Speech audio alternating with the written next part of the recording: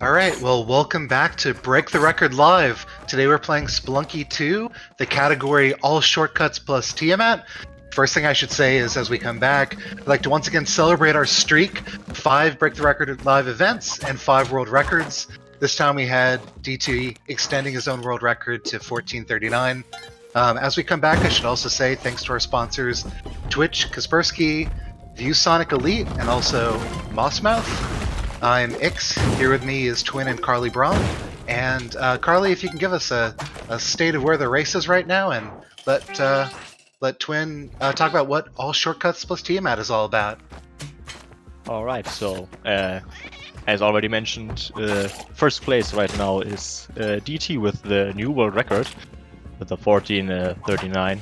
A really good time. But the contestants have not lost yet. They can still catch up with the great run. Krillia in second place with 15:47, Groove with 16:46, Hectic with 17:20, Twiggle with 17:23. So there's some catch up to do. And Blue Cadet with 18:19, and back in currently 7th place with 18:26. And speaking of back, I think we're gonna switch over to him. He's getting pretty deep into this run. Yeah, All Shortcuts plus Tiamat is all about bringing back the key to Mammoth Tunnel, but it's done, so we just have to kill Tiamat. We are 46 seconds behind PB, but 46 seconds ahead of current event PB, so they can grab back their rightful places upper on the leaderboard, just having to be very careful with all those traps. So final 7th world can be very, very deadly. It's the only time we see that world because All Shortcuts plus Tiamat starts with unlocking all the shortcuts, and that happens earlier into the game. So now it's all about reacting quickly, deciding whether or not you want to use a shotgun to kill Tiamat. Tiamat is the final boss for that category. And here we go. Let's go back. Final challenge. Place those bombs correctly, not dying to all those enemies that will spawn. Oh! How many did hit? I think only 3. The timing for 4 bombs is very, very tight. It is tight, you're right, but it depends. If only 1 bomb doesn't hit, then you can still whip her pretty quickly. I think you can 2-cycle it without getting stunned by the scream. But apparently a few more bombs missed because he had to do a few rounds already. Yep. Ah, there you go. Oh, here we go. Yeah, just one hit short. 18:06, so that's 6th place for back, pushing the Blue Cadet to the 7th place at 18:19. So we will have to switch probably to Grump, that currently is slightly ahead of PB with a very good split of sub 3 10k. That's not usual sight. Probably had a teleporter or a movement tool to get them that time. But here we go. So the goal for All Shortcuts plus Tiamat is to complete a set of 9 goals. So bring to Mammoth Tunnel items you will find along the way.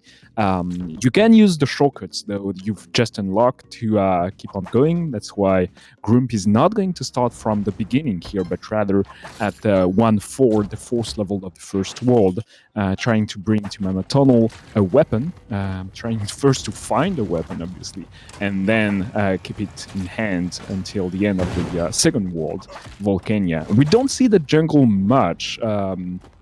Probably because it's awful, probably because it's super hard, and not rubbing that shopkeep because the shotgun is a weapon, but not the weapon of choice for Shortcuts plus Tiamat. We want rather to bring the crossbow. Very easy to steal here, and you're not going to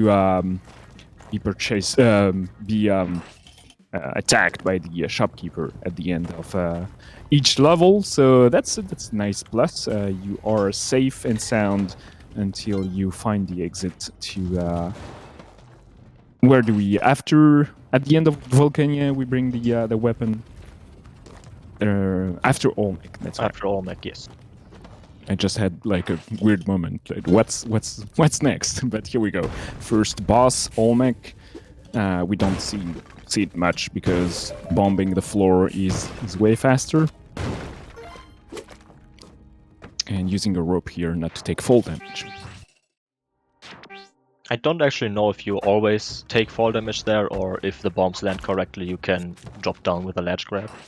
But it's just safer to use a rope. Yeah, if the bomb make like a perfect stir, we've seen it a couple of times. You can get out without using a rope, but since we're going to reset anyway, Good reaction time there. Very, very good. So the dog knocked around the golden idol, setting up the trap, and it going off just like the 2 TNT exploded, and obviously lava kills. Oh wow, nice. That was. And that's not. I'm gonna be honest. That looked more like luck than skill. Obvious skill. I think he put the rope down too early, and it didn't go down properly. Oh, so they want to bring the mount to the tunnel, but you have to find and tame them out. Yeah, that was heartbreaking. Everybody's starting a run. Yep, so let's keep on going. No reset there because the pace was so good. Group round event PB is 16:46. So we're probably gonna lose some time here, but with late game splits having a lot more variance, that means nothing, basically. Yeah. So they want to grab money as well as the mount because you need 50k at the end of the next world.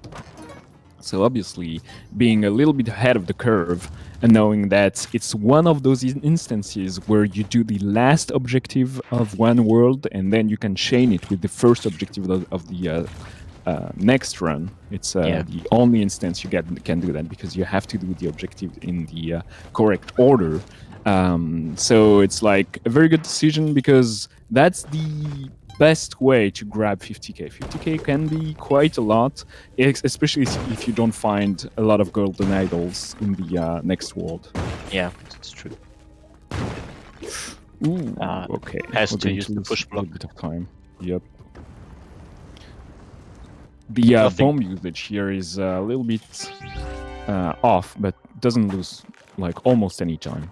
I think he didn't calculate in the fact that he had the pitcher's mitt, so he tried to throw for an arc, I think, or like throw at the time where the arc would land on the good spot, but instead he had the pitcher's mitt, so the bounce was weird off the first bomb, and so the hole started in a weird place. That's what it looked like to me, at least. Yeah, just like plain muscle memory. The pitcher's mitt can really change your setups, and if you don't remember that you have it, it's very easy to forget because when you have the mount in hand, you don't like throw much stuff around. So true, it's all right though. We are at 32k on 4-3, so now we are like in total scanning mode. We need the ghost urn to grab that diamond that is worth so much, and that's like, yeah, that's not good. I can't get past. Oh, yep, no bomb. That's not gonna. No, that's going to take a difficult decision for them and just like restart the run. Sadly, sometimes that's how it goes. Like I don't know how you could have done that differently, other than use another rope and hang out on top of him, but I think that would have cost him to the lobster man, I forgot the name again, to use the poison bubbles, acid bubbles thing. Yep. So yeah, I don't see any way to go past that without a weapon or a bomb. You can cook the bomb and... I don't know if you can surf them if you only have one block there. But maybe if he was on the other side, you could have like sneak under in between Crabman and the ceiling, yes. But I don't know. That was slow. He would have had to wait for them to go back around. Yeah. Yeah. I think Oh, that well. was the correct decision to try, and then sadly. But Didn't some work out. runs have to die in Spelunky too. That's how it goes.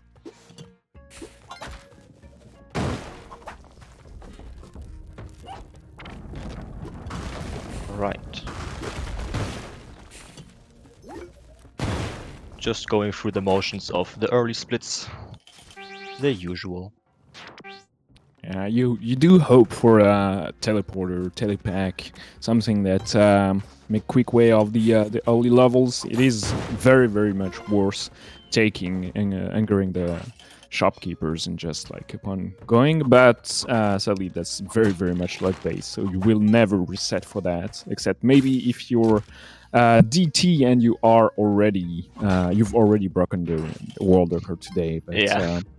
even though like DT said that it was not mandatory, you can still beat that 1439 without any teleporter. So I don't know what you want to do in that case. You need to be very lucky anyway at that point, on top of all the skill required. Oh, that's not good because yeah, that bomb is That was going an to be a problem. interesting. That was a weird situation. Maybe we can Alright. switch over to Krill. Sure thing. is- Here we go. Yeah, they're past those early splits in a nice green pace. As mentioned earlier, that sub 3 pace at the end of the first rope, the end of the first world, was completely insane. It's very difficult to do. So we are at pace at 3:06 here, so barely past that. Rope is already given to Mammoth Tunnel, and now onto the dreaded weapon mount, and then 50k chain of events. Right. Quick Olmec bombs. Usual. Yep. Nicely placed. So they stayed. They stay on top as much as possible. So grabbing back the weapon is as fast as possible, obviously, and back to Volcania again, trying to find the mount and as much as money as possible to be set for the next split as well. So it gets intense very quickly in Spelunky 2. Like all the those things to keep in mind when scanning the level, the mount, the money, where are the shops. Do you grab HP? You want the idol? You want to be able to not die from the traps? It's all those things you have to keep in mind. And since so many things can kill you in one hit in Volcania, like all your decision, your judgment call have to be like spot on. Yeah, there are a lot more things that can kill you instantly. I think someone said that earlier, that there are more things that can kill you instantly in Volcania, or Volcana, or however you want to pronounce that name. Anyway, Krill founding the mount here. Decides Easy to carry. tame. I think it's kind of not so obvious if people carry the mount or ride it. Yeah, we've seen both. Depends on like personal preference. Your hitbox is a little bit taller when you ride the mount, so maybe it's not so easy to like sneak in tiny always, but you don't have the double jump and the hovering, the flutter. So obviously, the higher immunity with the rock dog. That is a big time saver. Can be a big time saver, I think. Just wanted to point out that Krill has been bombing the top layer of Olmec, but knowing that he's gonna not reset after that split, he's gonna save the 4 bombs and try to make some good use of them in the title pool. It's not the easiest place to use correctly bombs, especially since Krill has to scan so much of the level to find gold, especially the golden idol, yeah, the money. So it's an interesting decision, but it can be, yeah, here we go. We are at 50k already, so now we're going to use the bombs, kill those crabmans. Was that a wow, rock? that was unlucky, yep. Very, very unlucky. Oh, and Oh, they don't die from poisoned. one hit, and now we're poisoned. Yeah, oh wow. That went south really fast. Yeah, so poison is not a death sentence when you are speedrunning because you go so fast you might stay alive, not die from it instantly. When you play casually though, it's like just you're dead. If you're poisoned, just don't. You can give up. You have to find quickly enough the pet to get more It's looking HP. bad now. Getting Yep. that extra hit. Yeah. There we So go. it's The 1 timer point of ran out. damage every 30 seconds, and that timer carries over from one level to the next, and just even in the final sub room to exit, Krill unfortunately took that last tick.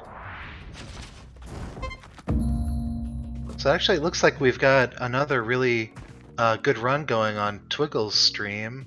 How are you feeling about that one, or should we feature another runner? I think Twiggle is a good candidate to be in the spotlight right now. Great, here we go.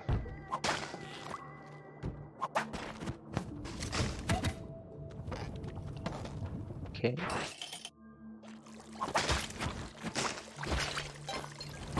So, on the 50k split, and just avoiding those bubbles there. Gotta find some pots, some ghost pots here, because it's missing a bit. We're missing a bit of money.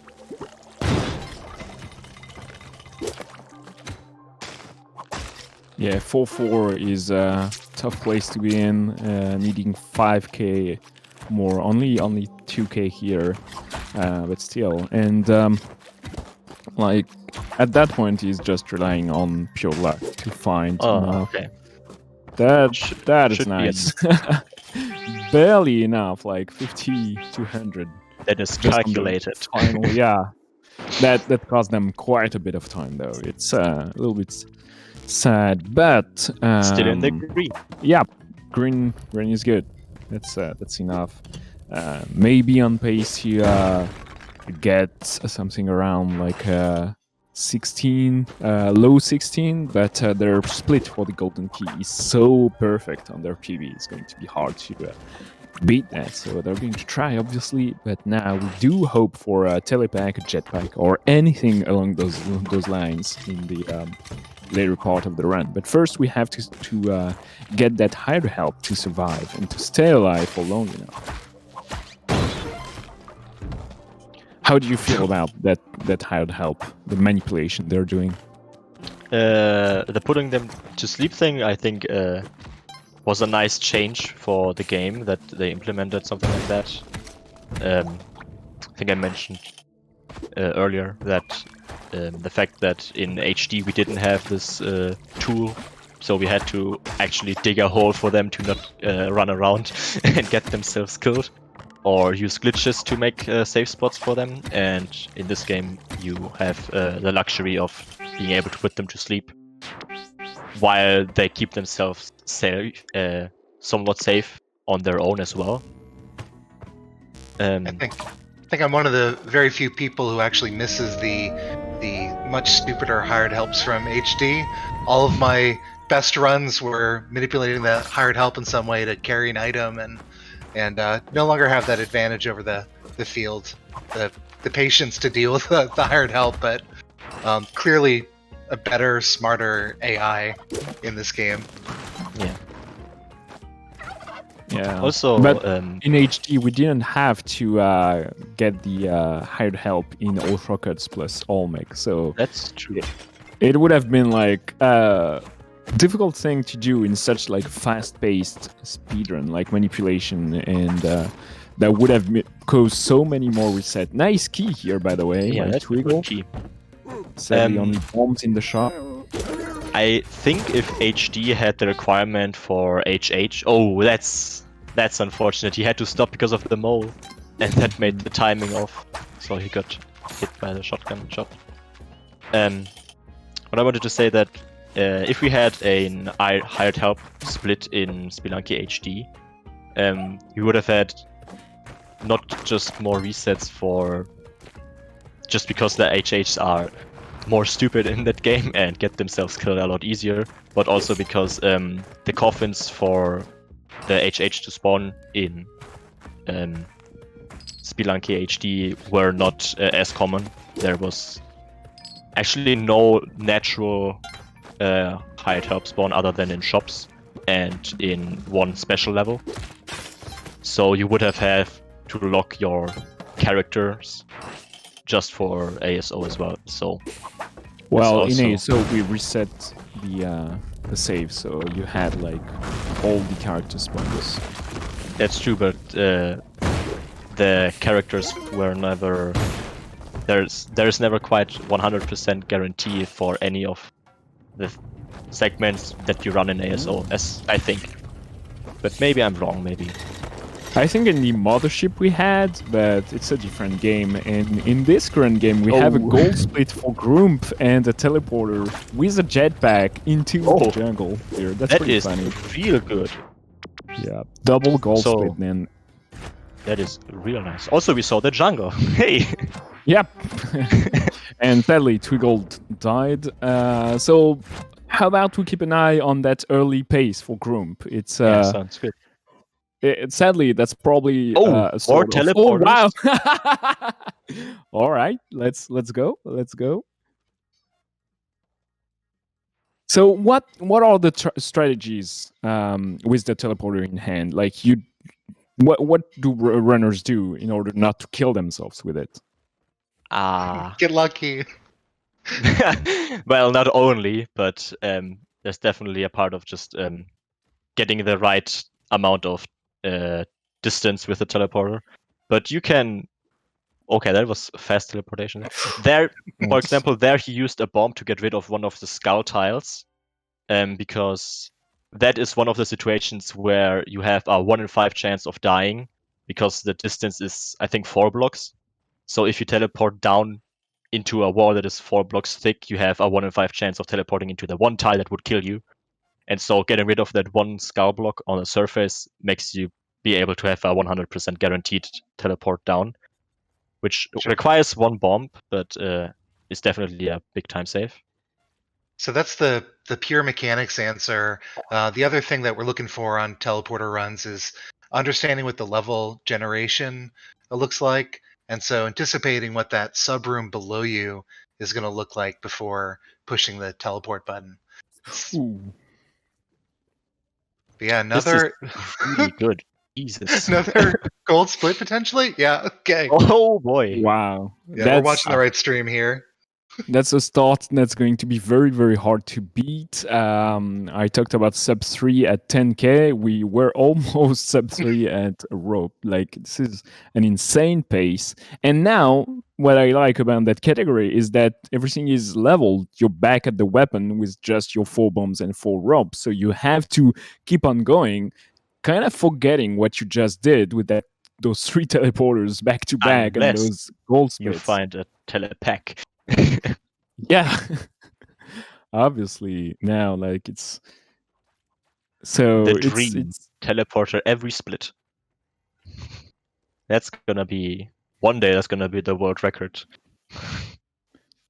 Yeah, as teleporters show up so often, and it's probably going to be along those lines at some point. And the runners are like very efficient with those, because since they show up so often in the runs, like we've seen a lot of teleporters today, you have way more places to practice, and since we have so much more set layout with the boss fights, we have lots of places to use them like very, very effectively. So it's all like going like full circle, and you want to be able to do all those tricks if you want to break the record tonight. So that's very well done by Grump. Grump is currently in 3rd place with a 16:46. Their personal best is even more time. Oh boy, we are on pace for a sub 16, maybe a sub 15 here. So still thinking ahead, getting that extra gold. Oh, this is the perfect split. Oh wow! Don't accidentally jump too many times. Yeah. This is a problem. So nice mount here. I'm going to try to tame it, but it's the perfect split because it's so. Oh wow! Thanks based telepack that auto teleports you if you get hit. That's very very useful. All right, we're good. Some suboptimal taming there, but it worked out. Yeah, lost a little bit of time and HP management is. Oh no, we are still at 4. Oh yeah, because since with telepack you teleport automatically when you take a hit. Nice. Choppy entrances from the side are scary. Yep. Exits, we need like a heartbeat meter at that point because that was like a serious adrenaline surge for Grump, I think. And now no, what? That was so unlucky. That was the full distance teleport. Oh wow. So we got a really impressive run by Grump, and actually it's so far ahead of the PB that we're actually going to continue and possibly still be on PB pace. So the heartbreak isn't complete here. Yeah, we need a mount, so we're going to grab that rock and keep on going. Rock dog. Is it just me, or is landing on the rock dogs a lot harder than landing on a turkey? Yeah, because if you miss, you die. I think it's just because of that anticipation. No TP in the shop, sadly, because you know that you cannot mess up. If you mess up on the turkey, you just forget about it. Oh no, it's cursed. That is a dangerous take. Yep, because now it dies really easy. Yeah, so it has only 1 HP now. So I'm just like barely grazing it will kill it. Opting to not break that one ghost pot there. Really tight situation here. Yep. Alright, so all Grump needs is 5th teleport option for this to be back on seriously good pace. We wanna see some axolotls. Axolotls? How do you pronounce that properly? Well, with a French accent, or there you go.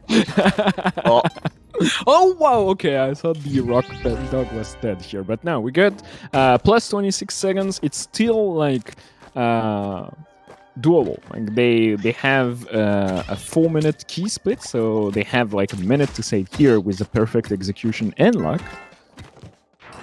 So here we go, easy. Just get lucky, haha. Oh. Sometimes it's how Spelunky run like feel. It's oh wow, that's unlucky. You have to get that lucky drop. You have to sometimes get that telepack in a crate and be on your way. But it's not enough. You have to know how to use those tools, not make like mistakes. Yep.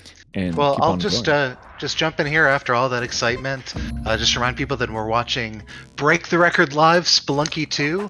I want to hear from our sponsors and make sure we call out Kaspersky, Mossmouth, and ViewSonic Elite. We're going to give a couple of messages from those sponsors, then come back with some more Spelunky 2, possibly another record today.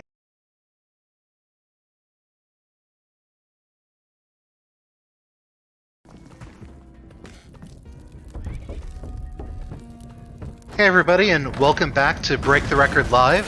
Today we're playing Spelunky 2 in the category All Shortcuts plus Tiamat. I am happy to report that we broke the record live a few hours ago.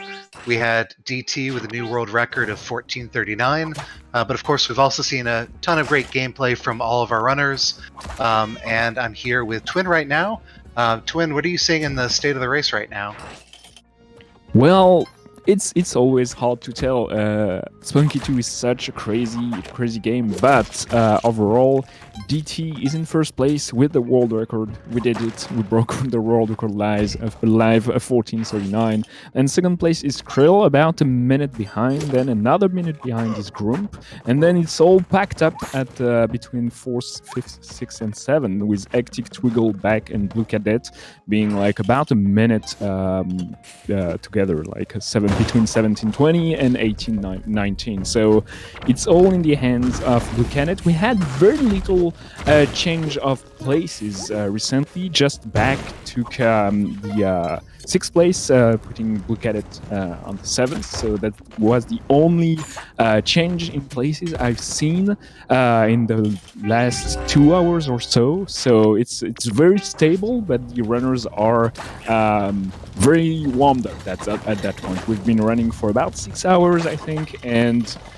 we know what we're doing, but we just have to have the stars to line up. And I feel like the runners are going super quickly. They're not taking any, like, playing it safe anymore. No one is just trying to aim to beat their event PB. They're just going full ham, trying to get as fast as possible and taking all the risks, making for very, very nice show, actually. It's super entertaining to watch all those 7th runner at the same time.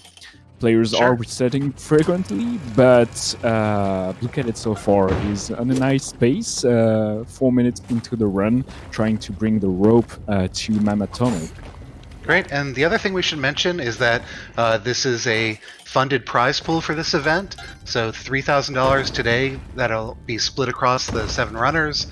Prize pool very generously provided to us by Mossmouth and also event sponsor Kaspersky. Currently we've got DT in first place, and that would translate to a $1,000 grand prize if that holds throughout the rest of the day. Yep, we are trying to break the record twice now, and it's not an easy task. Sub 15 is super short time to do all the 9 things you have to do in the run. So we are going back and forth between worlds in order to do what the game wants us to do, which is for Blue Cadet right now, bring a weapon to Mama Tunnel at the end of Volcana, and then we are going to chain that with the weapon, the mount plus 50k. So like a lot of different goals that are all harder and harder. Like the game wants more and more of you in order to unlock those shortcuts. So the category is pretty interesting because you have to visit all those worlds and use all your skills in order to complete the category. You cannot just like rely on knowing how to do the game and low percent with no item, or just use the teleport well. And oh wow, so Blue Cadet lost their crossbow. We know we have a crossbow all the time in Volcana, but yeah, they're not going to take that fall damage and just reset here because it's so hard to keep on going knowing that you've lost your consistent setup for that split. Sure. And I should welcome back Carla Braun to the hosting segment, to the commentary segment. Sorry about that. Yeah, we should swap to Krill, and Krill had a teleporter, which brings me an interesting question for you guys. If you are on the gold key split, and the first shop you see has a telepack and a jetpack, which one do you take? It's a tough question, actually. Yeah, it's not easy because DT in the world record we've seen live swapped in the middle of the run actually for the gold key from the telepack to the jetpack. But if it was your first decision, you had just one or the other, it's not an easy thing because the telepack is obviously faster but way riskier. And do you take that risk or not? I personally would like to think that I would take the risk just because I like to go fast, but if I'm starving for a personal best time, maybe I would just stick with the jetpack. That's my take on that, I think. It's I know, like I do speedrun quite a few games, and I know I want to answer like the same. I want to be like, yeah, I want to go fast and take all the risk, but when you are like, you have the gamepad in hand and you have to make that snap decision, it's so hard sometimes. And sometimes your brain, like your hands, will move by themselves and just take the decision for you, and you'll grab something and be like, what did I just do? Like Spelunky is I feel like at some point for all those 7 runners, there are some decisions that are not made like consciously. Like they just go and things happen. Their reflex and all their habits just kick in when like hard situations present themselves. I think all of the shop robberies become pretty much muscle memory at one point. So I don't know how much it's muscle memory which item you would pick, but the whole mechanical aspect of just executing the robbery is definitely something that you can just do with closed eyes at one point if you play the game long enough.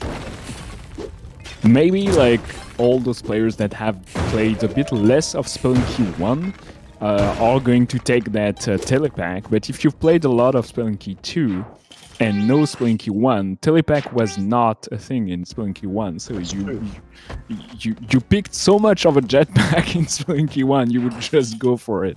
I don't know. I know I see those 2 blue cylinders and I go like, boop. My brain just is full focus mode on the jetpack. It's so good. The double blue cylinders.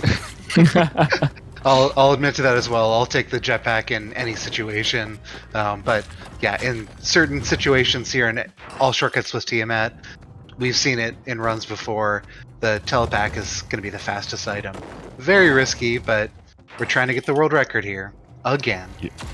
Yeah, I think actually that's the correct decision. Is just like, and see how the players, like the speedrunners, are playing right now. I know they're going to take the telepack. They're just not taking any chances. None of them are. Like, I feel like nobody's playing for second place here. There's money on the line.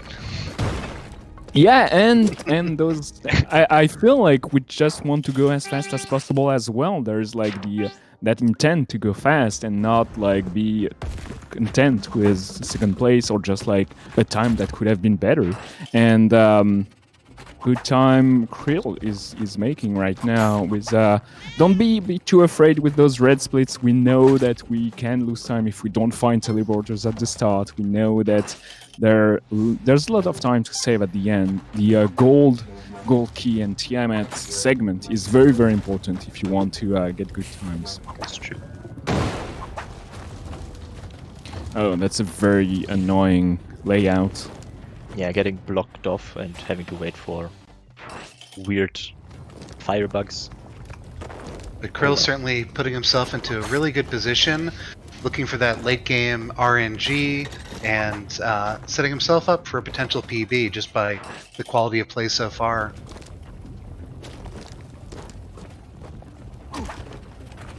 We are at the mount split. What is the best way to grab a mount? It's just to find a caveman that's already riding a turkey or a rock dog. Exactly. Yeah, pre-tamed mount, and at this point, Krill would take any mount that doesn't seem 1 and 2 4, and this is going to be a full reset here. So very tragic luck, and I'm not sure we saw one in an earlier level either. So that was just bad luck in this case for Krill here. It's the shotgun troll from HD in spirit. Mm-hmm. It's a bit better than the shotgun in Spelunky HD because it was like you had to find a shop. Here, like there are many ways to grab that mount. The rarest is to have to buy the mount, but mounts are like natural enemies in the game. Oh wow, that arrow trap was unlucky. Yeah, I want to root for the underdog, so we should switch back to Blue Cadet that is trying to bring back the weapon. They died earlier on that very same split, and they'll catch up to the run that Krill was just doing, trying to get the mount to Mama Tunnel. But yeah, that mount split is annoying. Plus, you want to keep your money to get those 50k at the end, and the 50k are quite random as well. There are a lot of splits in the All Shortcuts plus Tiamat. What happened there? Did his game crash? All right, well, that's probably a good cue. Let's go over to, I don't think we've seen much from back recently. Yep, let's go. Just out of the run. Oh no! Yeah, Blue Cat again just crashed, and they're going to take a short break. That can be very annoying. Like you're just in a run, and that's something that kills it completely out of the blue. So Back is going to. Yep. All right. So that's the second crash. So it's okay. Those guys are just going too fast, and they're breaking the game literally. Overheating the game. Was it BC3 both times? I missed the other instance. Yeah, haven't seen the The first time as well. one was. I've spotted in. I don't remember. That's fine. Yeah, just out of curiosity.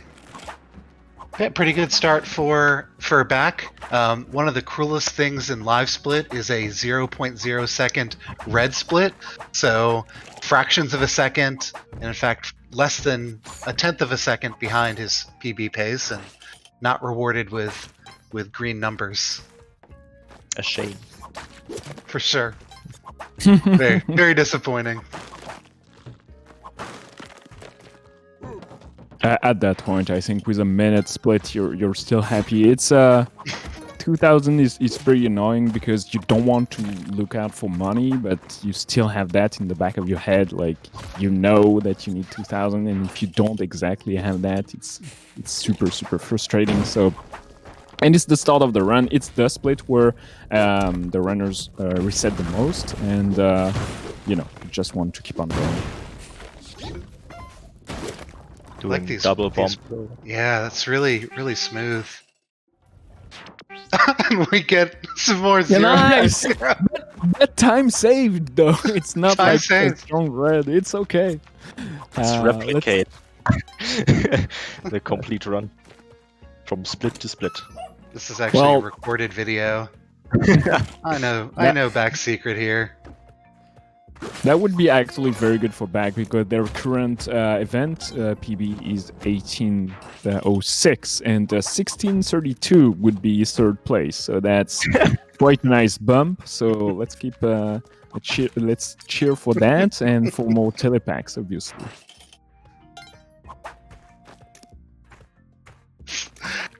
The most interesting timer in all of Spelunky. All zeros. I like how it's not that uncommon in some like a world record grind on NES game or older games, but it's totally impossible, unfathomable in Spelunky 2. Like the game is so random, it would be what are the odds, right? So close this time too. Oh, nice. 2.4 seconds, but couldn't keep the streak up. Yeah, but still on a really good pace here. But yeah, 320 is very good. We've seen almost a minute faster on the 2 teleporter first world earlier, but you don't need that to get very good times, as the timer is showing us right now. We need that weapon and that mount. The one rope split is so weird because you start with one rope, so you don't need anything actually, just have to go as fast as possible. But still, you'll see the runner reset frequently here because anyway, the next segment is starting in Volcano as well, so might as much like just reset early. Go back to the menu and enter the shortcut early rather than later, so you will rarely see the 10k then the one rope chained together. It's a really not great layouts for Back on the first 3 levels. The last one was really nice though. Yep. Still gonna be a bit red into the weapon split, I think. But are we gonna be red? Nope. Oh, no zeros. Wow. No zeros. Nice. The consistency is insane, out of this world. Nicely done. So now it's getting interesting. We first need to get that crossbow. It's pretty easy to grab if you know how to kill the shopkeeper. Well, the I don't know what their name is. Challenge Keeper? Challenge, yeah. The name is Ton, but Yeah, but I think all the merchants, I think that's what they call it in patch notes. I'm sure she has like a specific name in the lore, but I'm too illiterate in Spelunky lore. It's either ton or tune. I don't actually know the pronunciation, but we're going to see a very vicious robbery here by Back. I love how the runner just shoot the arrow. It's totally useless. You don't need to do that. But, yeah, it's just like you stay put, poisoned, and actually I think that increases the stun for them, so that you have more time when you run away and get a situation where you have to wait a bit. So it actually has some purpose. It has a little purpose, but the runners are so far away already when she wakes up, even if she wasn't stunned by the arrow. But nonetheless, that's a nice nice way to grab a weapon, nice and easy, smooth, done by Back. That's almost exactly on pace with their PB once again, and we'll get to the next split. And we've seen like the past few streams, past few runs that we've streamed on the main screen here have died here. Like the mount plus the 50k is not rewarding the players much right now. But oh no, that's no jetpack sadly. Also no mount on the way. Yep, sadly. that's something. Oh, there's a turkey. Nice. Nice and easy as well. It's stuck in a little pit, so it won't fall into the lava or anything. And Back is going to use the double jump. Nope, finally just grabbing it. Switching for the rock dog? Nope. Nope, just keep on going. There's a shop, but nothing useful. Maybe the cape would have been like kind of cool, but it takes time.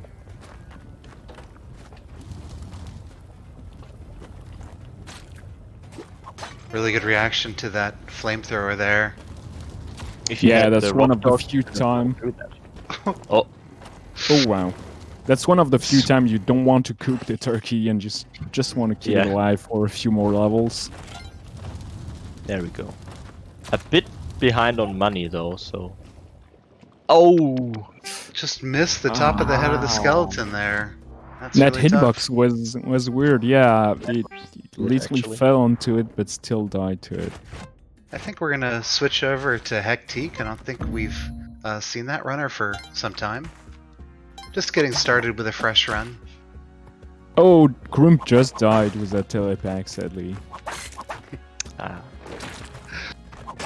I saw Grump was a couple levels in, but I didn't want to be blamed for switching over there. Yep. That one's on you, Grump. Not on us. Not our fault. Alright, Hectique is the one to follow there. Starting a fresh run, getting... Yep. What was that? Alright, that's not too bad of a reset, to be honest. 40 seconds in, didn't take too much time. And a lot of runners obviously are resetting at the start of the game. Like almost half of the resets are on the first split, just because it takes a little bit of momentum to get the run going. You don't want to slow down at all on the first split, and obviously you are going to get nibbled by a bat or just an arrow trap or anything. Notice how the players never look down. Like they don't care about what's down there. Oh no! There is no rope. Oh, it's too sad. Anyway. Ouch. The first split is being mean today. Yeah. Or right now. Well, giving a jetpack was pretty nice, but we see Hectique like stretching and all. It's been a few hours now that they've been speedrunning, and it's taxing. You have to stay focused for a long time. We've seen the runners take a few breaks here and there, but still getting, putting all their chances there to break the record right now. And they need 2k here, so they will pick up a little bit of money and be on their way. Not caring to... Oh, jetpack again. Hello. What? Wait. What? They went back, or I don't know what. was weird, yes. I honestly expected him to just grab the jetpack and leave immediately.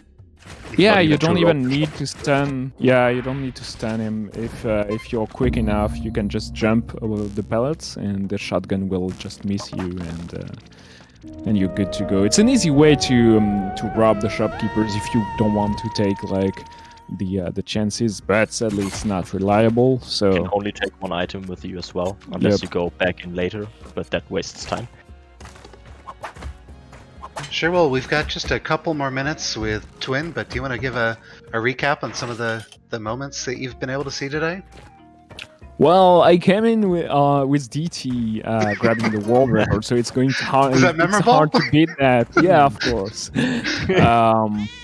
But yeah, lots of nice runs, lots of risks taken by all the runners. I hope we've put on the spotlight all of them. But obviously those jetpacks, teleporter, my bad, teleporters at the start of the run with the 230 split on the 10K is probably my highlight of the 2 hours I've been with you guys. And a few nice things. I haven't seen much of Tiamat actually. I'm not that surprised because the runners don't want to complete runs anymore. They just want to get a good PB. So lots of reset at the key and lots of tough luck. I hope they get better runs in the next 2 hours. I will stay around because it's so much fun to follow. Great. Well, thank you so much for helping to commentate. It's been a pleasure to have you. I think we used to commentate on Spelunky HD, and it's nice to get linked up together. With that said, let's bring in our pal Yandy. And Yandy, you're live. Hello. Hello. All right. So welcome to the broadcast. Welcome to Break the Record Live. We're playing Spelunky 2, All Shortcuts plus Tiamat. And Yandy, just off the bat, have you had a chance to try out the category now that we've got Spelunky 2? Yep. I have got my first run in last week. Starting to get a feel for it. Did a lot of all shortcuts plus Olmec running on Spelunky HD, and it's interesting to find out how different of a beast this is. Sure. Yeah, Yandy, you're very active in all of the real-time attack categories in Spelunky 2. They are my favorite. HD. Yep. Have you tried the all characters grind in Spelunky 2 just yet? It's still on my list. Okay, fair enough. Well, we've seen Hectique have a little bit of trouble in the dwelling, and let's see, seeing a couple of good times across the board here. It's been a while since we've looked at Twiggle, and so I think we're going to focus in on him right now. Absolutely. Starting off with the early splits, just going through the motions of resetting. We got him. So starting fresh, he saw he was getting featured on the stream and wanted to give us the entire run. Will this run be the second world record of the day? Recalling that DT set a 14:39 earlier. Very proud of him. There was an improvement of 3 seconds, right? You know, that was so many world records ago. I think it was a little bit more than 3 seconds, but maybe I believe it was 13. 13. Yep. Yeah.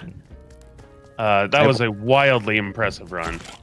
I wasn't sure if the previous world record was 14, 42 or 52. That's why. I had to look it up while I was watching. Okay.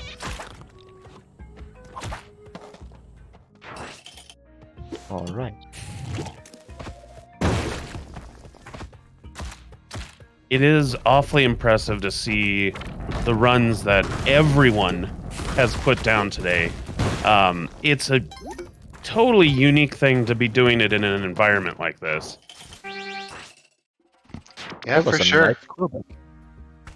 Nice Yeah, this is the sort of category that we tend to play in a racing situation where you can be a little bit looser, take possibly some fewer risks because you're going against someone else who could be dying at any given moment. But here they're racing against the clock. They're racing against the world record and their own PB. So it's a really different beast. And I think at this point of the day, endurance is starting to become a factor.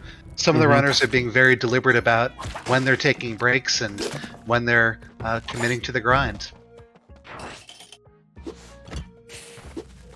So pretty solid start for Twiggle. Nothing too remarkable either way. Recalling that a lot of the big time saves are going to be coming later in the game, and we've talked a lot about that key split and of course the key item of the telepack, but a lot of time out there. It's kind of interesting how the teleporter became a lot more important for this for Spelunky's 2 version of this category, because in HD the teleporter was basically only required for people who actually want to go for world record. But I mean, we are going for world record here, so it's only natural that we want to go for the fastest item we can. But as far as I remember, even just top times back then didn't need a teleporter. That was some... Just a standard shop robbery there. Get out of there, Twiggle! Get out of there! Couple lizard friends making it a little bit more complicated. Ah, yes. But it's a nice example of just, even if it looks like you're about to die, just continuing to try things. And Twiggle goes down, and I'm also mindful that it's been a while since we've taken a break, so just want to take a second to thank our sponsors in Kaspersky and Mossmouth, our developer, helped us fund this prize pool for today, and also ViewSonic Elite and our pals at Twitch. But I'm here with Carl LeBron and Yandy, and we're going to be back on Break the Record Live after a couple messages from our sponsor.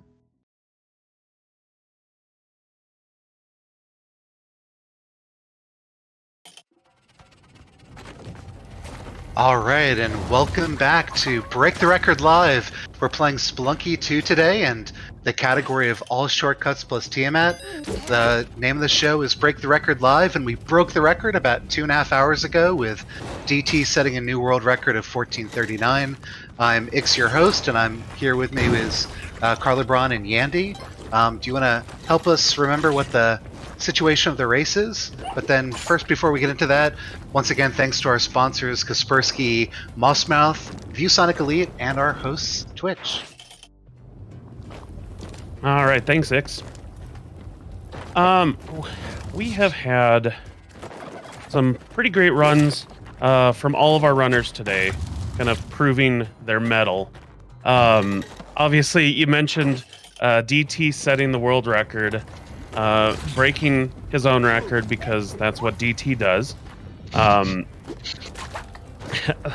But Krill, Groomp, both of them have been setting really, really fast paces. So, you know, with a little bit of RNG luck, I could see either of them coming pretty close, if not re-breaking the record. A double win. Yeah.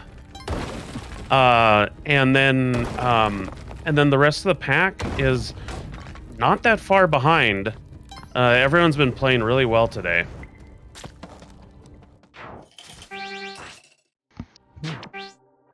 Great, thanks so much for that. So we're watching Krill on the main feed right now. Has a couple of early green splits, but fell a little bit behind in that weapon split. But still is putting himself in a position where if the luck is right at the very end and he keeps playing as well as he is, then he's still in the mix for a possible world record and certainly a PB. Absolutely. As we all know, the main save comes in the long splits, which are not in the beginning. So right now with the mount and 50k is where we gonna have some big opportunity to make up time. Yep, and it looks like Krill is managing a rock dog right now. Or trying not to get the worst of a Magma Man, but makes it through. That's the nice thing about rock dog mounts. You are immune to them. Immune to the flame. That's right. Unless you're right in front of it. Which is usually where I am. Seen a couple of runners go down, just slightly missing the jump onto the back of the rock dog, and that has usually ended the run for them. Yeah. We're also seeing that Krill is going to be picking up as much gold as possible as he thinks of what the next split is, that 50k gold split in the title pool. Yeah, he's at the point where he's doing what we refer to as a double. So trying to make 2 deliveries in one seed, where most of the races you make one delivery, you reset, you make the next delivery. But there are always a couple moments where you can make multiple deliveries and perhaps save some time. And this is one of those moments. Oh, that push block crap. Waste a bit of time there. Yeah. Yeah. We've got the ghost very close to Krill here. Within a couple of screens at least. Yep. I don't want to oversell the danger here. So making good use of his resources. Because he has a scripted death after this series of levels, he's very happy to use them. Make some shortcuts for himself. Anything to make it easier and faster for 3 more levels here.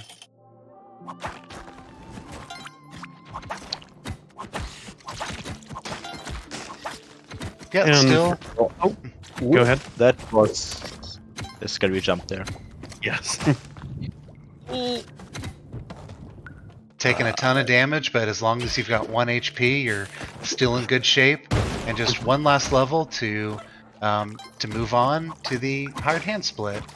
I think someone from one of the communities, the Spelunky community that Xaradot from Necrodancer once had a saying that if you aren't at 1 HP, you are not playing optimally enough.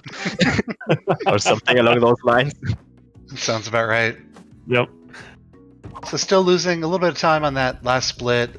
Not the best level layouts, and the good news is Krill is still certainly fast enough that if he's able to play the stages right and get some good layout luck, possibly even that telepack or a jetpack that we've been talking about, then he's still in really good shape to compete for a PB.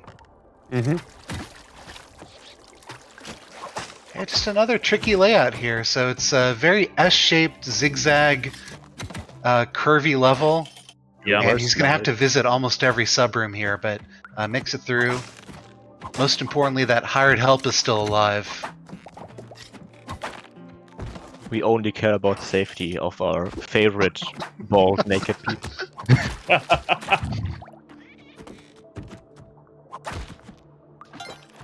So 2 more levels of this. Another one of these zigzag levels. Not going for the teleport mount. Yeah. Axolotl. Would have saved a bit of time in these zigzags, but also a bit scary with 1 HP. Yep, I've been personally a little bit surprised that we haven't seen more teleports with the axolotl, but just the really awkward nature of the control scheme, needing to be in the air twice before you can teleport, does take away from some of the utility. But Krill manages to hold on to the same pace in that split and is going to move forward to that golden key split. So fingers crossed for jetpacks or telepacks here. And at the same time, looking over at Back is on PB pace.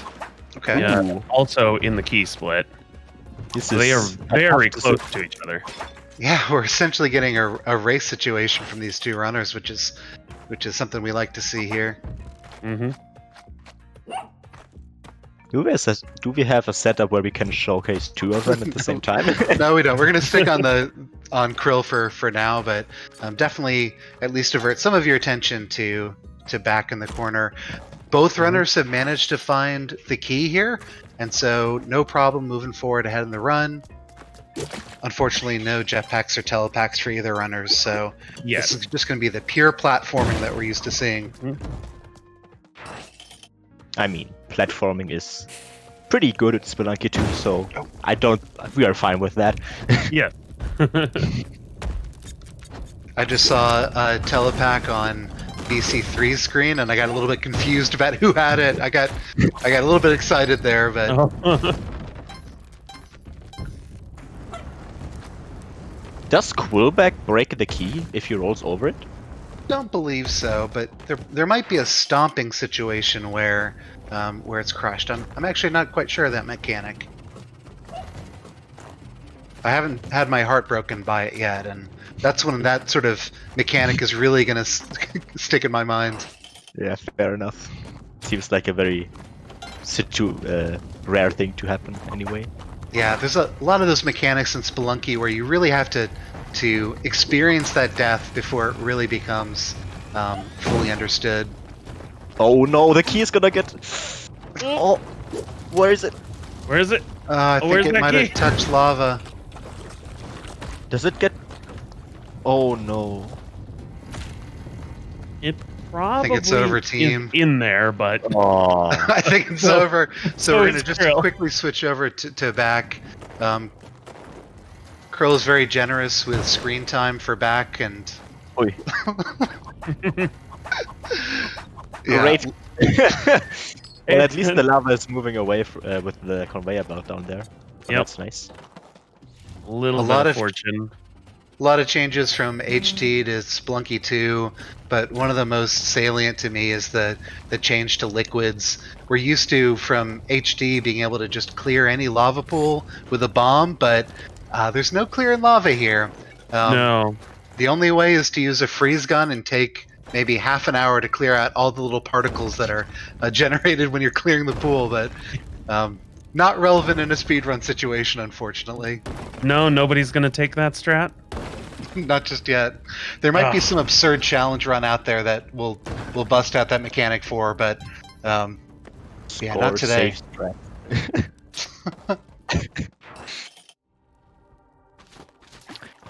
One thing I'm also not quite sure about, mechanic-wise. In HD, every item that fell in lava got deleted after it sunk down a certain amount, except for key items like, I think, the scepter and Okay. the jetpack. Yep. I don't actually know if that's the case for this game, because I think you can get your items out of lava if you are able to remove it. I think But- that's true for most items in Spelunky 2, yeah. Okay. But Back is in a tough. Oh, just had enough room to get out.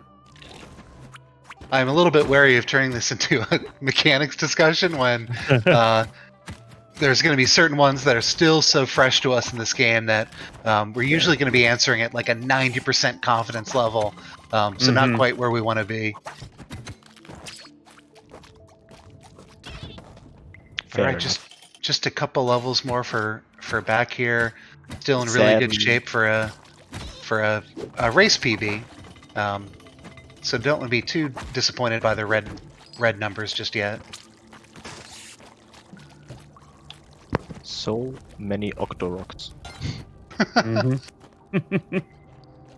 I think that's a Oh. fun enemy. And we keep getting exits blocked by Pangsees, and the choice to either use 2 bombs or to wait patiently, and waiting patiently actually ends up being the speedrun strat here for back.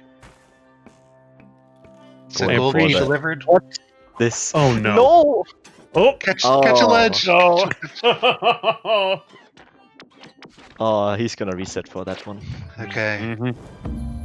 Shame. Just looking around to see runners. We have the choice, I'll give it to you, of either Hectique or Grump.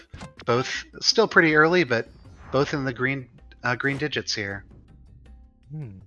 First one to call it a name wins. Let's toss it over to Groom. Here we go. On the mount split? Yes. Still looking for that mount.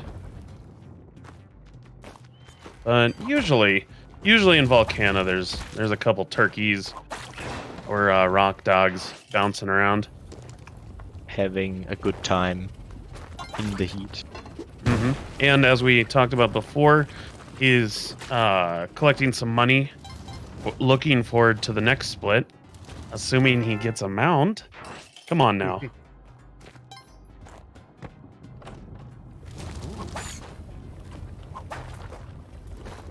Uh-oh, time's running out. Yeah, Uh-oh. 2-4. Nothing. We've seen this a couple of times before. He's That's a really, really tough break there for Groomp. not resetting though, so keeps going. Oh. There's an Oxid. Oh! He's doing Axolotl it! strats. Alright. This is how you get Twitch chat on your side. This is Yes, already... there it is. Finally! I've waited for this. Yes. Oh, No! Got this group. no! Please. I will say, none of that was on the axolotl. That was everything else in the game. What? So it's a body count of Animal. two animals down so far. Of course, they're digital animals, and no animals were actually harmed in playing Spelunky 2. Although I need to get Derek on the line. I have some words for him right now. Being mean to our axolotl. Got this Groomp. Alright. Got a turkey, don't cook it on accident. Mm-hmm. HP No. situation is low. Oh, That was... So he robbed the axolotl then. Okay. I didn't know if it was a purchase or not. that was the worst series of events. Poor Groomp.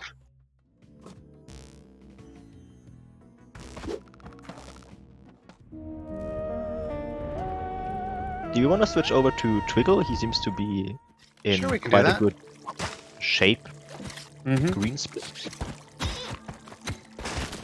That's a And- really interesting time save there on the mount split. Yeah, how did that happen? Wow. Was that an axolotl play?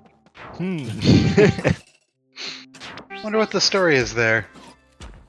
Maybe someone in Twitch chat knows what happened with Twiggle. But yeah, I think my limited information would say that was an axolotl split there, but who knows? Could have also been a telepack with a turkey. Mm-hmm.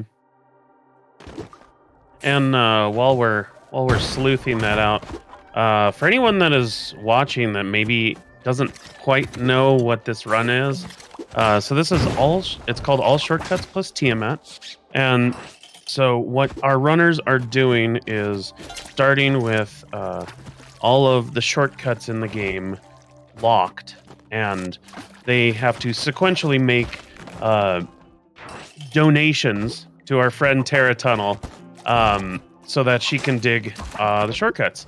And there is a variety. Sometimes you have to deliver a bomb or a rope. Sometimes you have to deliver some money. And once all of the shortcuts are unlocked, then you beat Tiamat, our first endgame boss, and you call it a day there. Oh, there's a telepack. Twiggle. Nope. It's just a little bit too late in the split to consider picking up the telepack, but I like the eye for it. That's a real good time. Yeah. Yeah. So moving on to that all important key split. Maybe another telepack will be waiting for him. Let's hope. Just prime the RNG on the previous split. That sounds right. Mm-hmm. This is interesting. So even though Twiggle's at 4 HP, he's recognizing that because he'll have his hands full later on in the run, he's just going to take that quick hit point at the start of 1-1 there. Mm-hmm. I definitely approve that strategy. That is. That is Oh boy. unlucky. Oh boy. He got the climbing gloves. Interesting.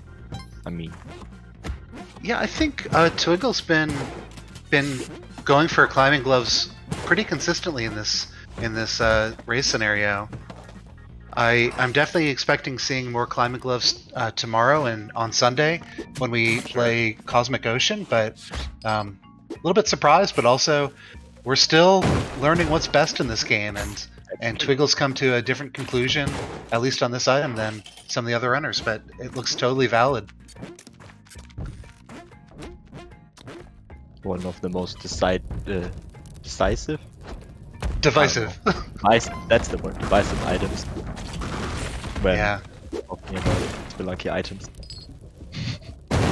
I was one of the few people who actually liked the climbing gloves in many situations in HD, and Me too. Yeah. yeah, but still, I haven't fully adjusted to the change in mechanic of the climbing gloves in Spelunky 2. But I'm now at the point where I am fairly neutral towards them. So that's my mild take, that I'm neutral towards the change right now. I find them difficult to handle in Spelunky 2. Oh, the stun! No. Looks like that's gonna Robot. end Twiggle's run here. I'm seeing a lot of potential runs of interest right now. There's a gold split over in Krill, and there's also some green numbers on back. Any preference between the two of you? You wanna check out the goal split? All right, going back to Krill here.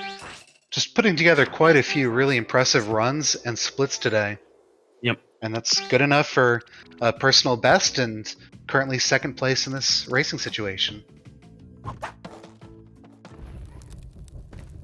Looks like he lost a bit of time on that 50k split, but still well within range. For sure. Because as we found out, and it seems to be the same in AST as it was in All Shortcuts plus Olmec in HD, that there are a couple splits where, as long as everything else is relatively fine, you can make up all your time in a couple splits. Very And true. for both, the key split is the big one. Always. No one say it. We have a couple of things there for the certain group of people. Yeah, looking great here still. Hired help is still alive. Hired hand. It's always been just HH to me. Mm-hmm.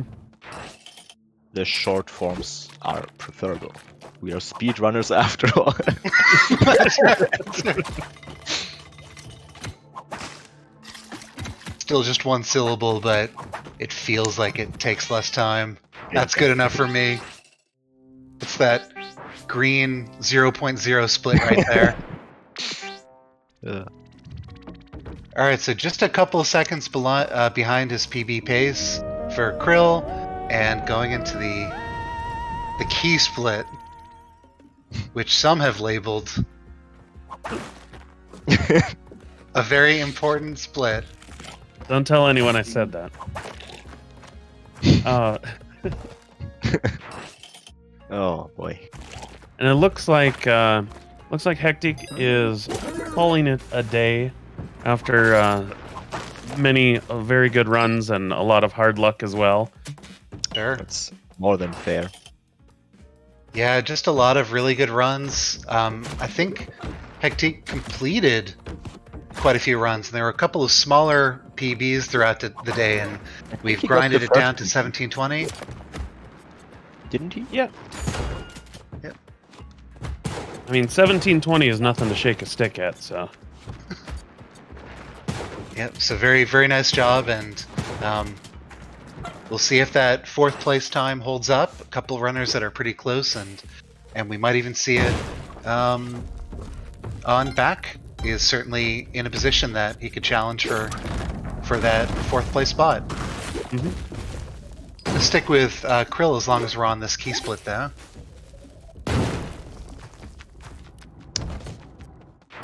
Sticking Quillback with some paste bombs. Did he get those from a shop? Must have, yeah. Must have. Right. There are no spiders here. That's just another one of those many differences in Spelunky 2 from HD. We used to get the paste pretty commonly in the mines, which was the first level, similar to the dwelling here in Spelunky 2. But we usually find it in either a shop or in the jungle area in this version of the game, or this game.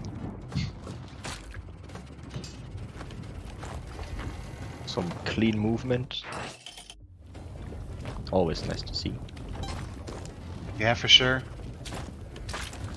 I mentioned this earlier in the day, but I'm not sure who's been watching for 9 hours like I have, but just been really impressed by a couple of the runners who don't stream as often, and just getting to see how fast they are in every run, not just the ones that turn into PBs. Mm-hmm.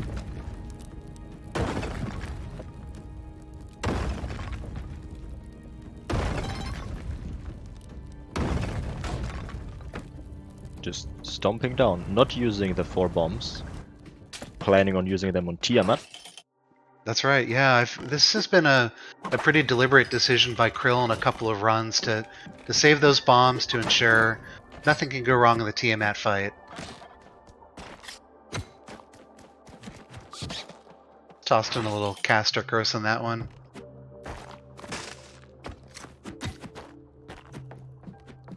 A couple more levels. Everything's going pretty according to plan. Yeah, for no Krill big here. hiccups so far. Yeah. Uh, That's that consistency I was the long way alluding to. around. It looked Probably like there could was, have used one of those bombs, but again, it seems like I think there was a way down there. Yeah, look, the pole was Okay. going down. Yep. Must have missed that. Oh well.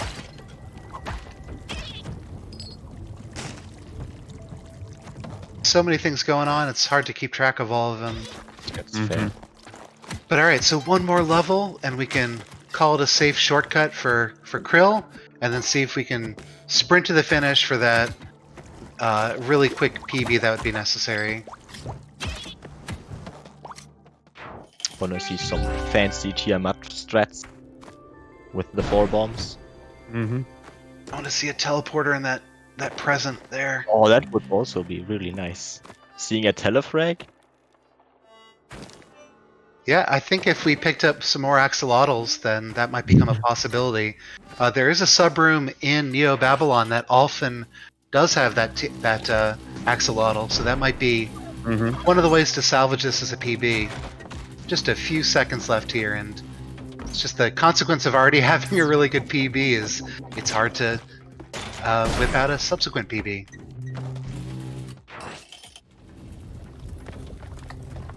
Looking down. There's a... I feel like Neo Babylon has a lot more situations where people take their time to look down. Sure. Not just because it's later into the game, but also because the level layouts don't actually have a quote-unquote scripted or probabilistic tile that you can somewhat assume to be there to land on. That's just something that I noticed, but maybe that's just me. Anyway, on to Tiamat. Yep. We'll see how he does here, and then just a quick look at another runner and back. Alright, so that's going to end it, and we're going to just take a quick look at back, and then probably get a word from our sponsors. We have the telepack plus key that we've been hoping for all day, so this one can finish really quickly here. Gonna be exciting.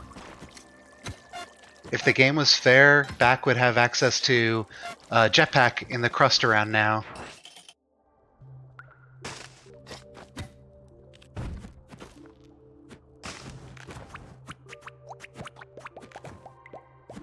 So, being really careful to finish off the split. He could have the double teleport with the axolotl, but this makes way more sense than that option. This is a scary take. Oh. More sense, but less fun. Yep, just being really, really smart about taking his time here. This is very scary. Oh. What is going on? That second teleport was the passive ability of the telepack, where he would have taken damage, and that triggered the telepack to fire off and move him to safety, which oftentimes moves the runner into a wall. But we're gonna get a key delivery here, and let's see how quickly he can get to the exit and fight Tiamat with a telepack potentially. Right. Oh, okay. We want to see that 3-second Tiamat kill.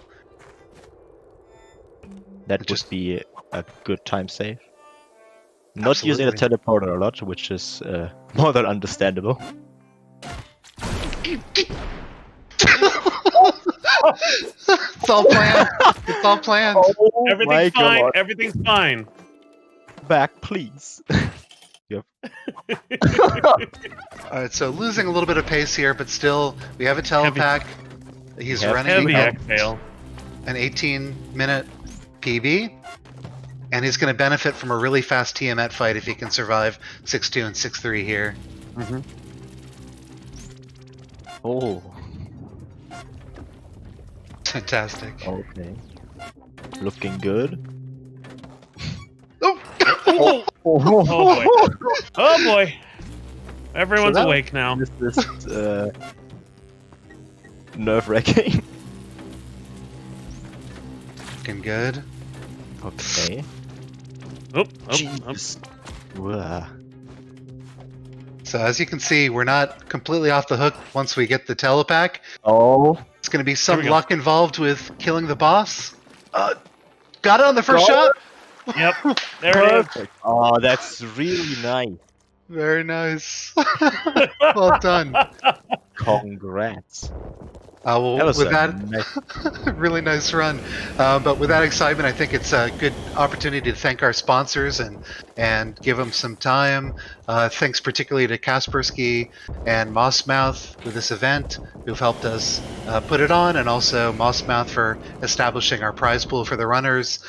Thanks as well to ViewSonic Elite and Twitch for hosting. This is Break the Record Live, Spelunky 2, seeing a lot of great action, and we'll see some more in just a couple minutes.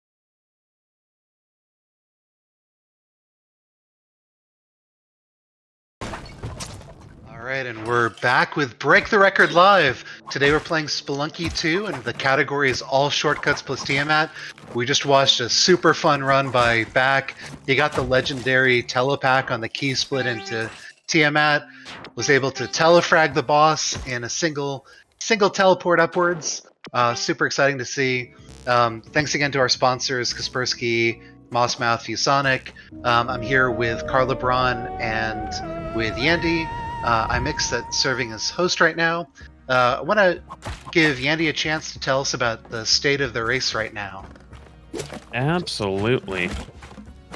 So our leader right now, who has been the leader for quite some time, is DT, who just 3 hours ago broke his own world record. So now that sits at 14:39. A very tall order for anyone to match. But Krill and Groomp have, and now Back has kind of joined that group of folks running really, really hot today. So they are not too far apart from each other. Krill sitting with that nice 15:47, which I think he set pretty early in the day. Mhm. And Groomp and Back just 3-4 seconds apart.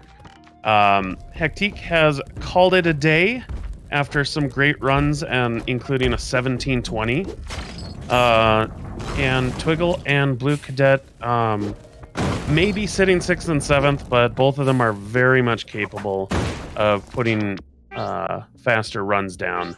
So we're gonna watch them like a hawk. I think Blue Cadet is having a bit of the nerves. Sure. I'm impressed that anybody can run competently in these situations. That's- I clam up. Ay, ay, ay.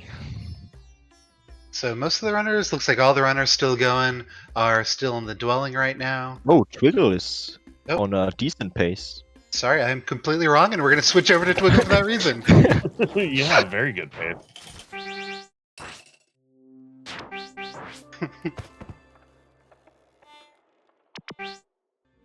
All right, if I just waited 10 seconds, I would have been right. Twiggle's headed towards the dwelling right now. Of course, it's to get the gold key, and we're on the final shortcut delivery, and then he'll be moving on to Tiamat.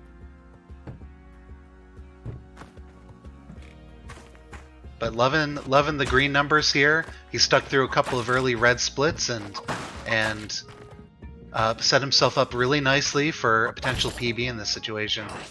Mm-hmm. Gonna see our first shop on 1-2 soon. So the key's right there. Not the most accessible, but it's one resource. usable. You are willing to pay for that one. We have a teleporter here on 1-2, but it's not the one that you wear in your back, and so he's not able to get the time save there. But There's an axolotl. there's an axolotl. I know. This is like the we've seen. This is a valid strat. Anything that teleports without making you set down that gold key has the potential to be a speedrun item. Oh, missing the bombs. Now we're gonna not have any bombs for Tiamat once we get there. Got lucky, did get a bomb bag, so got a few of them back. Yep. It's a guaranteed 3 bombs from Quillback when you kill him. Oh, there's turkey there. Decides against taking 2 seconds to get an extra HP. A true speedrunner. No time for a turkey dinner. All that tryptophan will slow you down. Oh, metal. We're gonna check something out in the background and let you two take the lead for a moment. Sure thing. Alright. But he is looking really good. Oh, okay. Sadly, the rock dog has not the ability to teleport you around. Yeah. I find it funny that their name is actually just Rock Dog. Yeah. Sounds like a character from an 80s metal cartoon. Alright, just digging the Olmec hole. Yep.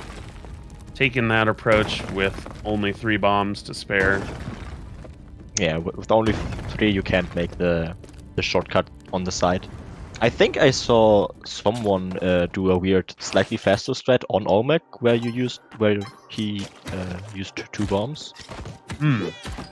But I guess it's not that worth it because it's probably just speed ups 1 stun or something. So Yeah, I haven't tested them myself. I'm also curious about just how much time is saved by bombing past the first layer as opposed to fighting Olmec. Because it makes sense that it's a time saver, but that is quite a use of resources. Yeah, I'm guessing it's close to about 10 seconds, so certainly meaningful time save if you can do it fast. Do it fast and if you've got the resources, but it's not so fast that the runners always do it. We've seen Krill being very situational and favoring keeping bombs for Tiamat over that 10-second time save, so definitely a situational move. I mean, the splits where you actually have to go through Olmec are just 3. No, 4, right? So I think yeah, 4.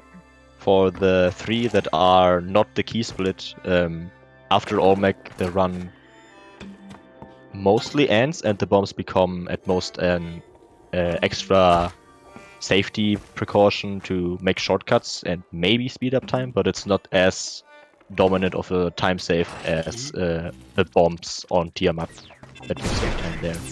Yeah, it makes sense to me. Oi, that... Oh boy! Neo Babylon is described as a battlefield in the journal, if I'm not mistaken, or somewhere. That is an appropriate description. That works. So 2 more levels, and Twiggle has the benefit of keeping the landmine here. It's gonna burn through those resources. Okay. Yeah. So I think this is gonna imply definitely killing that shopkeeper or the guard for the shotgun here. Mhm. What? That is some weird towering there. Yeah. I think it's worth bombing down there, honestly. It would have been worth to get the shotgun immediately. But maybe he's planning on getting the one on the idle vault thing. Well, probably wants to save that one bomb for the pillar next to Tiamat.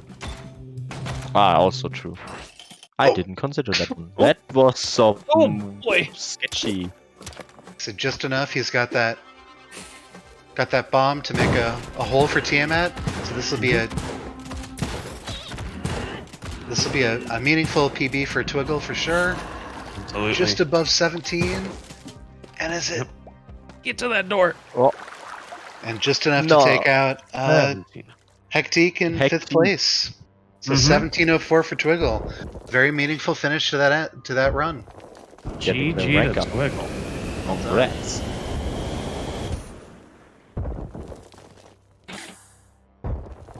Taking a sip of celebration drink.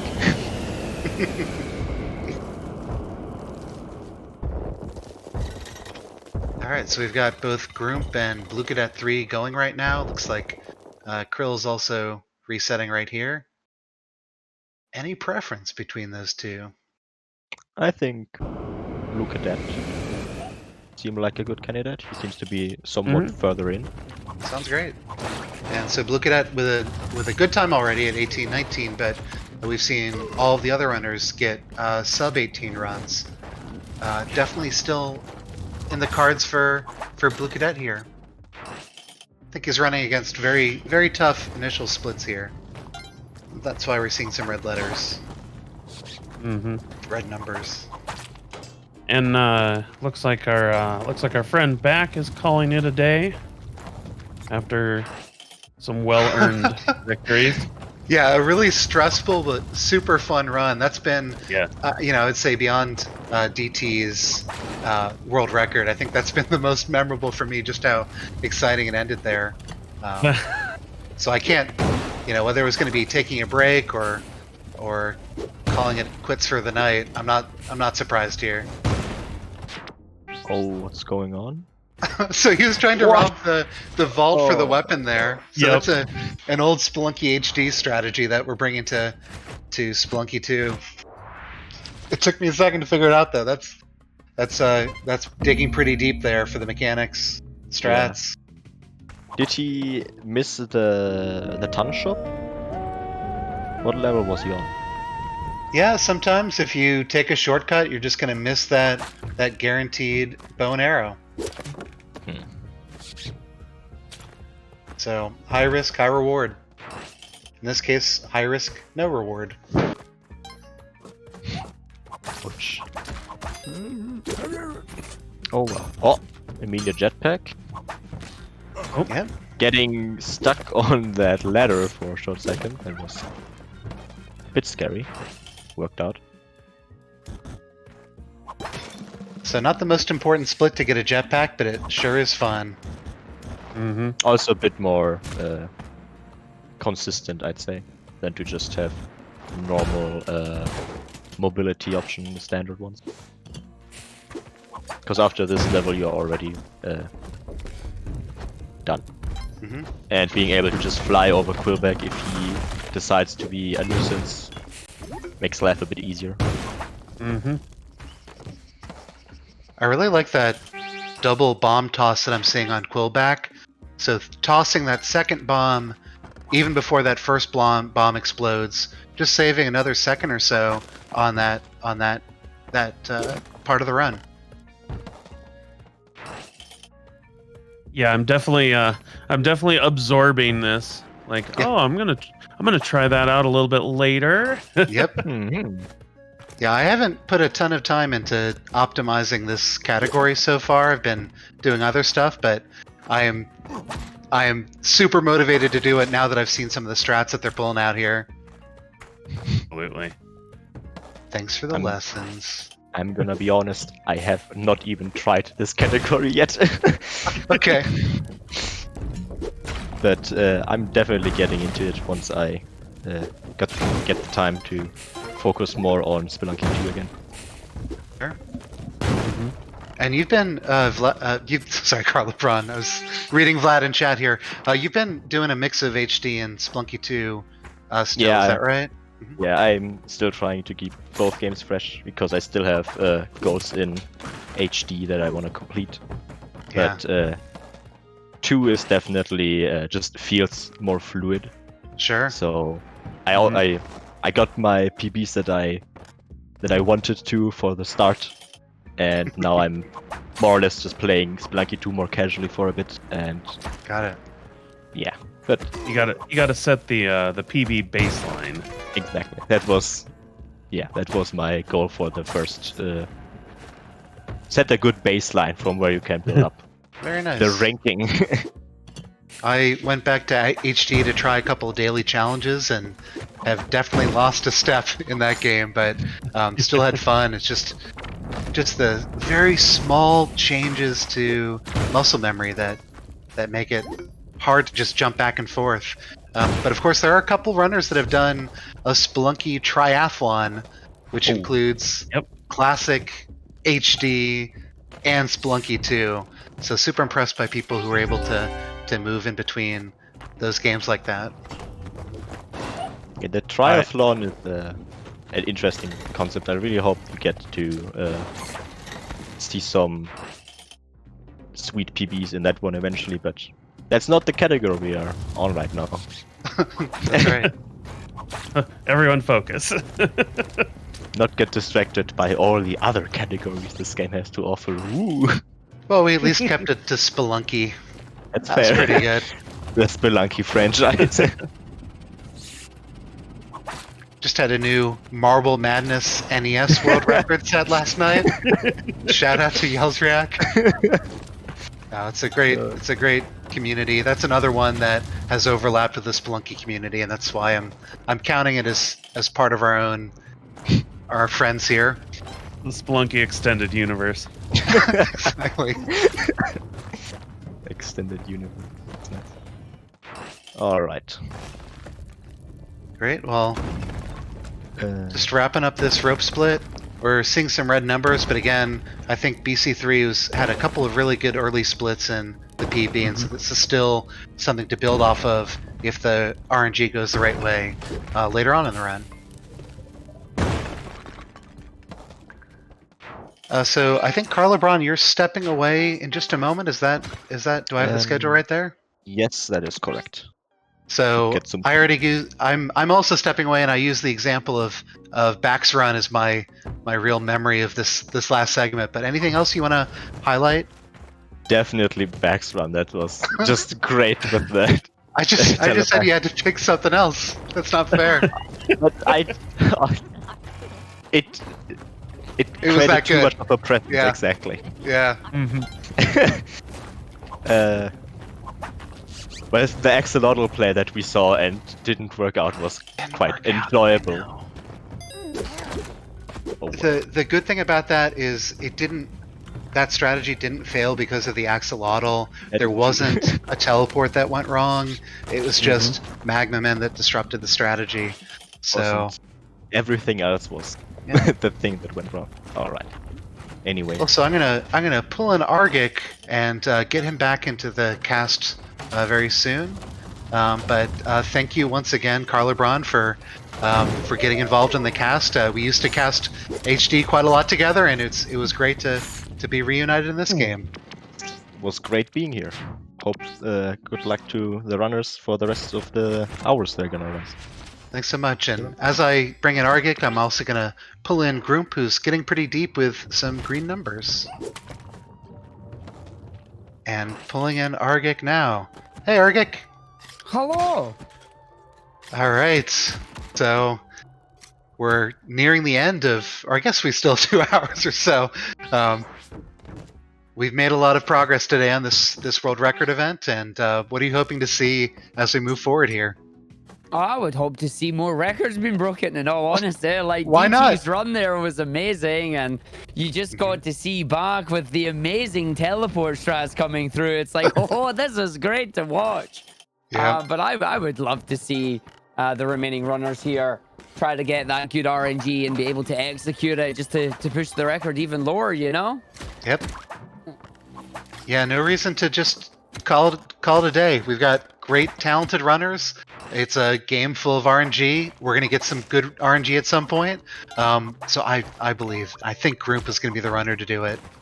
Oh, definitely. As you say, any of these runners could pull it off. And we've got 2 hours left of it. 2 hours until the final no reset run. So we'll see how many of our runners are going to get to that point. Yeah.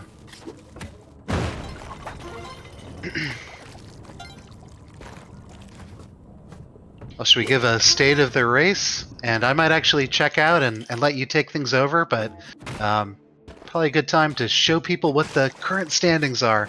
But thanks, everyone, and I'll be back at the very end of the broadcast. Yeah, no, thank you very much, buddy. We will catch you for the sign-off. And right enough, let's quickly pull up the leaderboard there so you can have a look and see what our current standings are. You can see just what our racers' personal bests are and what their event bests are as well, and what their prize pool is that they are taking home. And what is really good right now, and what you want to see in events like this, is the fact that not only are people making new personal bests in the event, is that you get to see those matching numbers, and it's so good, you know? Like, seeing those numbers match is like, they came out, they turned up, and they got a great run going, and it's really impressive to see. Absolutely. It's so hard to perform in an event like this. Like, you have to be wired a certain way, and all of these folks are absolutely wired this way to just be cool under pressure.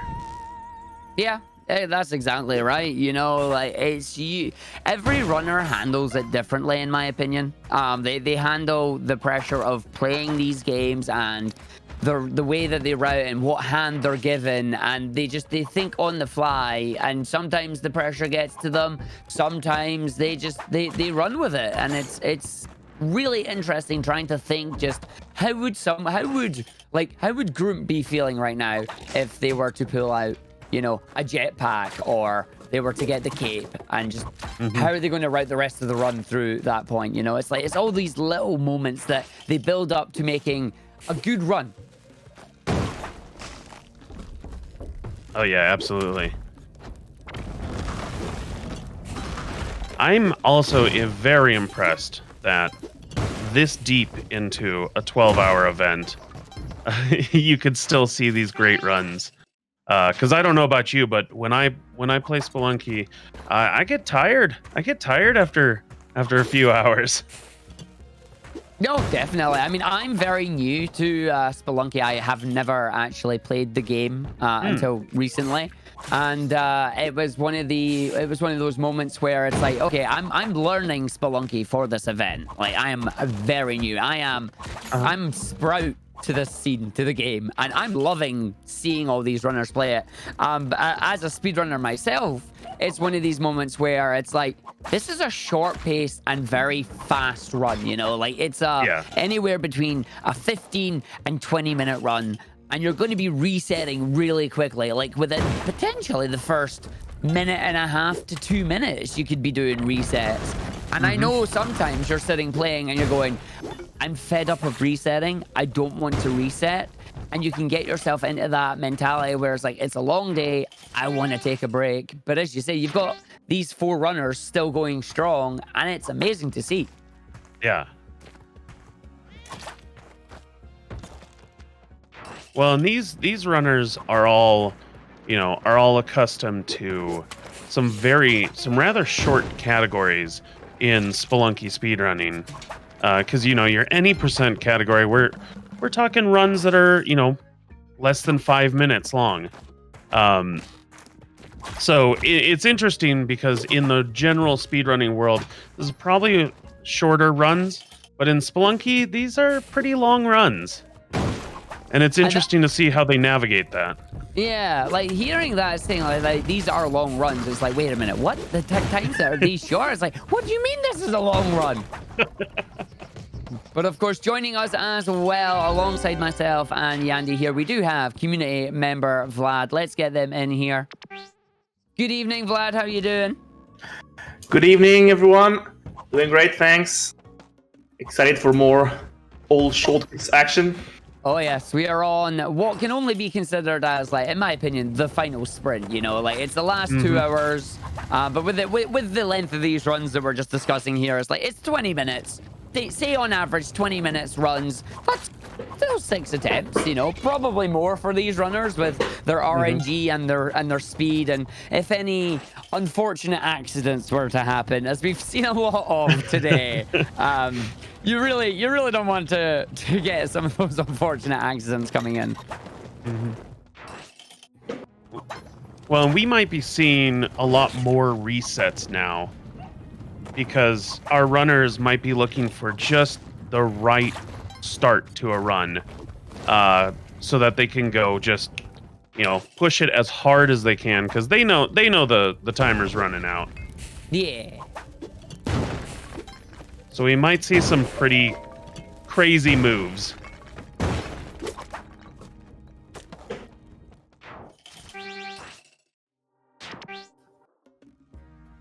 I mean, I agree with that. I think personally, as the deadline draws closer, I'd be more willing to take more risks and trying to find that extra, like, not only try and go for the good RNG if you can get it, because you don't control that. Like, RNG, you're at the mercy of RNG, you know?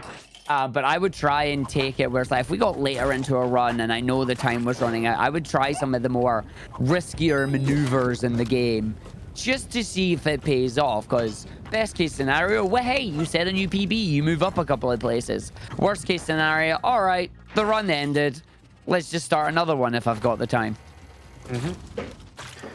Yep, that's a great thing about this game. Run ends, you get a new one immediately. Good deal. And like, that's the good thing about the game as well. Like, I'm noticing with the design of the game, the instant restart and the ability to actually reset progress specifically for categories. It's a really nice touch. Yeah, they really did take a lot of care to help out the speedrunning community.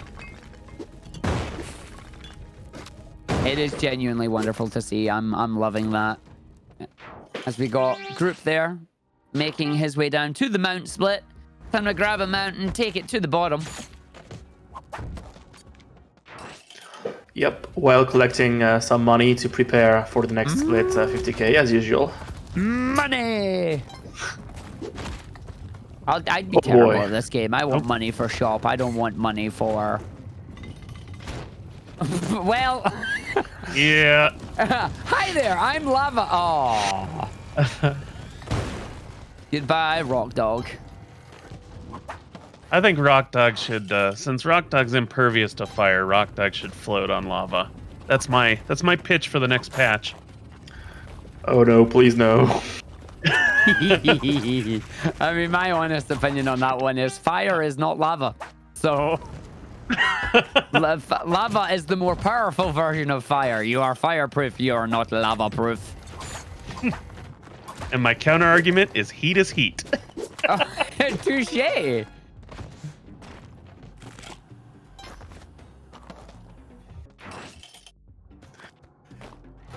The good news is he did find himself a cursed rock dog to replace the first one. Yeah, he took a death there, but decided to just keep on keeping on. Oh boy. That's a bit by that's bad lava. Yep. That was a case of lava is coming down. It's edging closer to you. Your safe zone is not going to be safe for much longer. And try and thread the needle, but nope, not this time. It was a drip into the lava bath.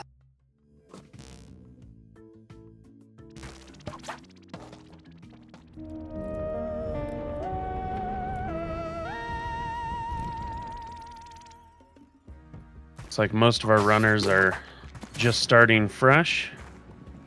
We do have Krill right now on weapon, so we will have a look. We'll take a look over at Krill splits right now. It does say, well, it wasn't me. I swear. It wasn't me. I didn't do it.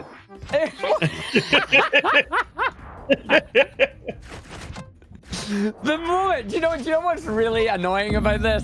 Is that the moment I click the button to switch, we lose the feed for a second, but I saw the dashboard splits reset and I'm like, oh no. It's like, really? It's like I didn't even get to see the run before I cursed it. Like, come on.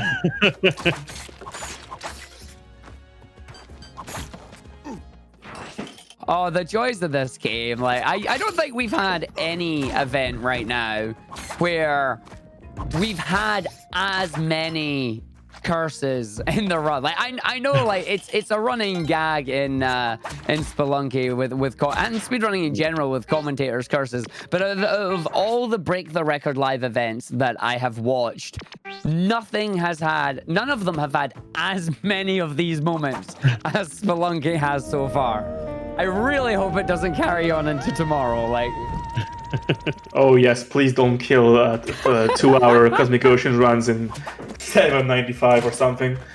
No. Well, Vlad has hosted a number of Spelunky speedrunning events, and I think he knows as well as I do that there's just so many commentator curses in this game. It's just, it seems made for it. It's certainly something. There's that favorite noise of mine again. I love that noise. Oh yeah. TP. Yep, TP. Oops, TP. 1 heart.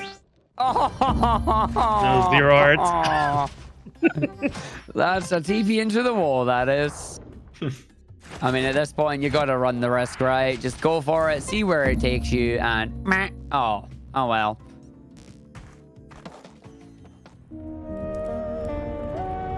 Yeah, you kind of get rid of the bone block to make it safe, but it takes like half a second or so. And every second counts. Like at this point, that is just exactly how it is for these runners. They're all high caliber players at the game. Like getting the like we're looking at the standings here. You can see Blue Cadet has an 18:19. Although that is last on the current event standings, that's an impressive time. Yes.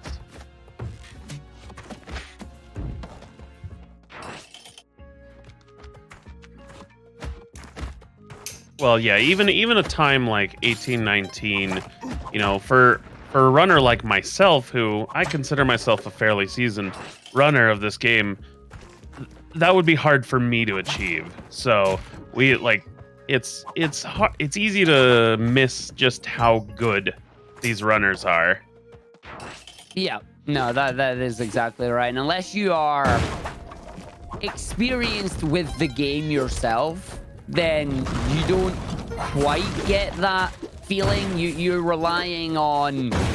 I would say you're relying on like the game knowledge, because these players all have mastery over the game, you know, like they have that knowledge they can draw upon and make these split-second decisions, but you're not realizing that until you start to do it yourself, personally, anyway.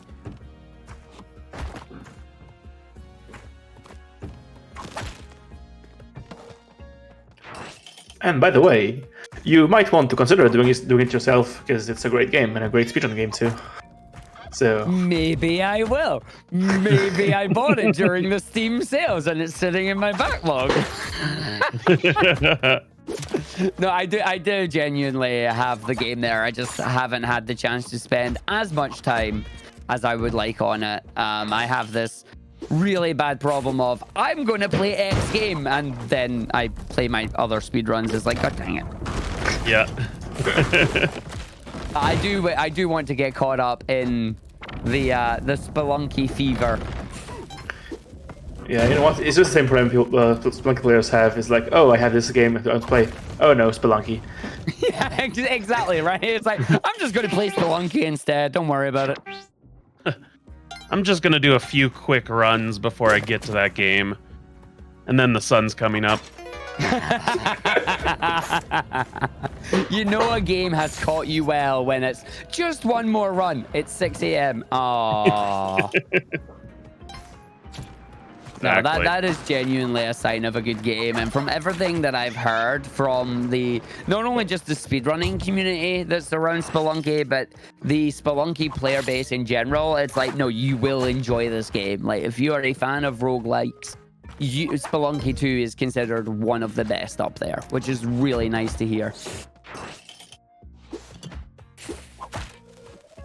And I think it helps it just has all the humor as well, or maybe because I'm a kid at heart and I like the silly deaths and that happen.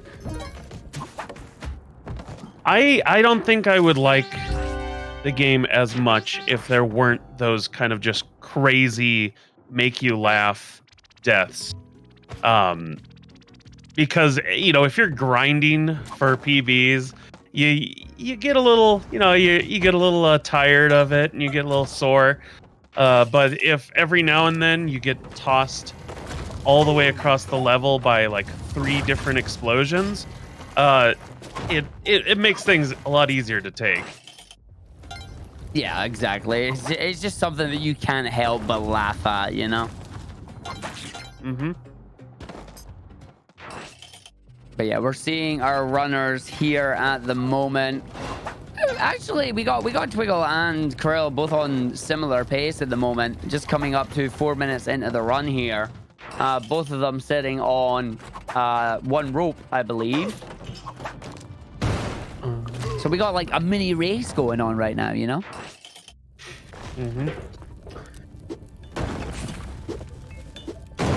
And I do believe that is Blue Cadet off for the evening as well. So there are now 3.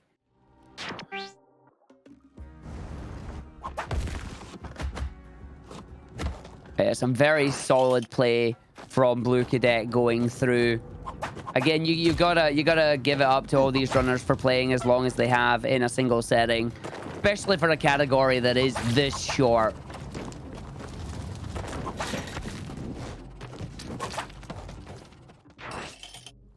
Yeah, getting 18, 19 is no joke either, so... No, yeah, definitely not. Yep, massive congrats on it. Congrats, BC.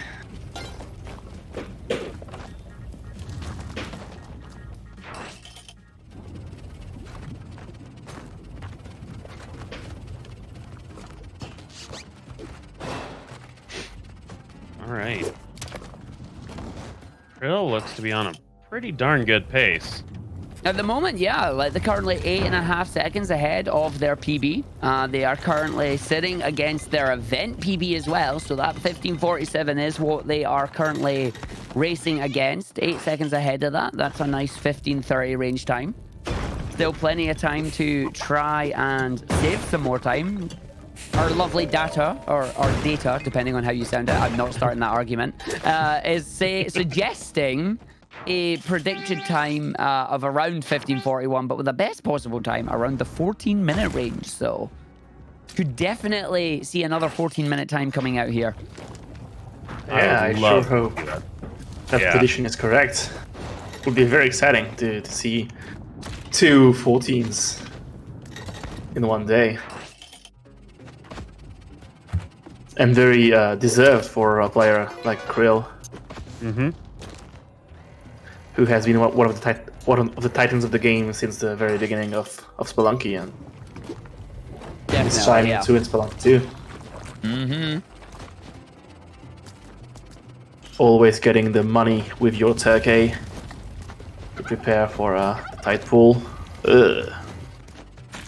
So actually, that's a question I have to ask. Like, obviously, when you're doing the mount and the money split together, that's just trying to save as much time as possible.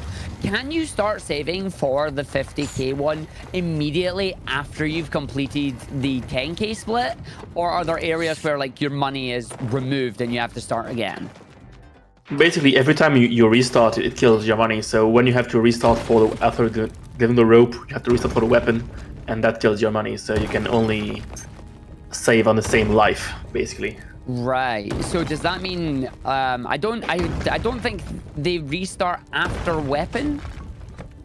Yes, they do actually. Oh, they do. So that's why it goes right. So that's why it's only from mount onwards that you can earn the 50k. Interesting.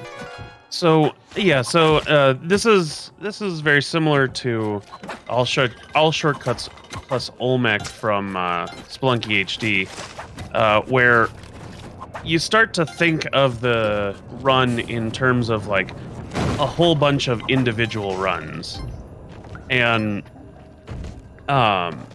there are a couple moments when you can take two of those runs and stick them together.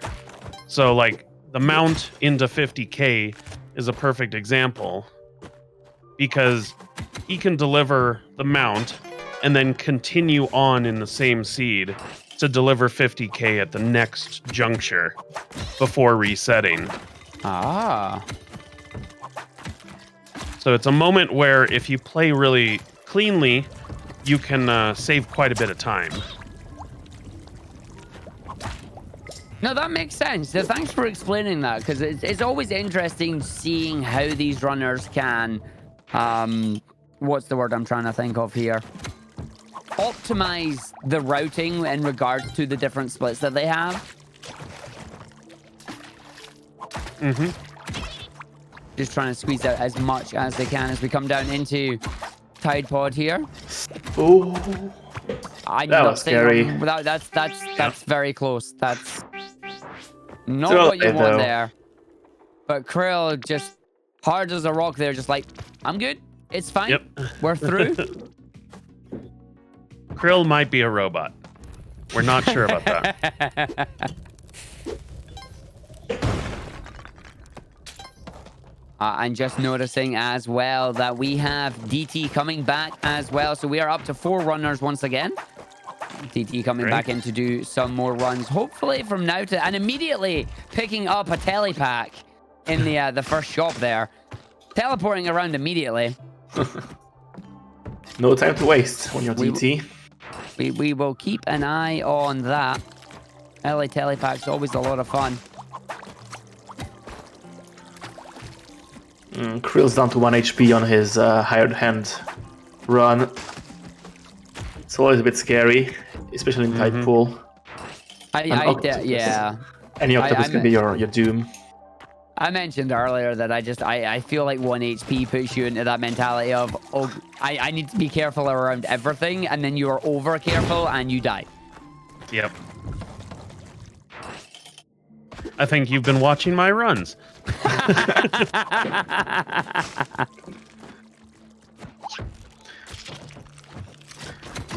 Yeah, or even you just like play overly carefully and waste a lot of time. I think in that sense, it makes sense to save a damsel or a pet to put yourself at 2, because playing at 1 HP has a real cost time-wise too.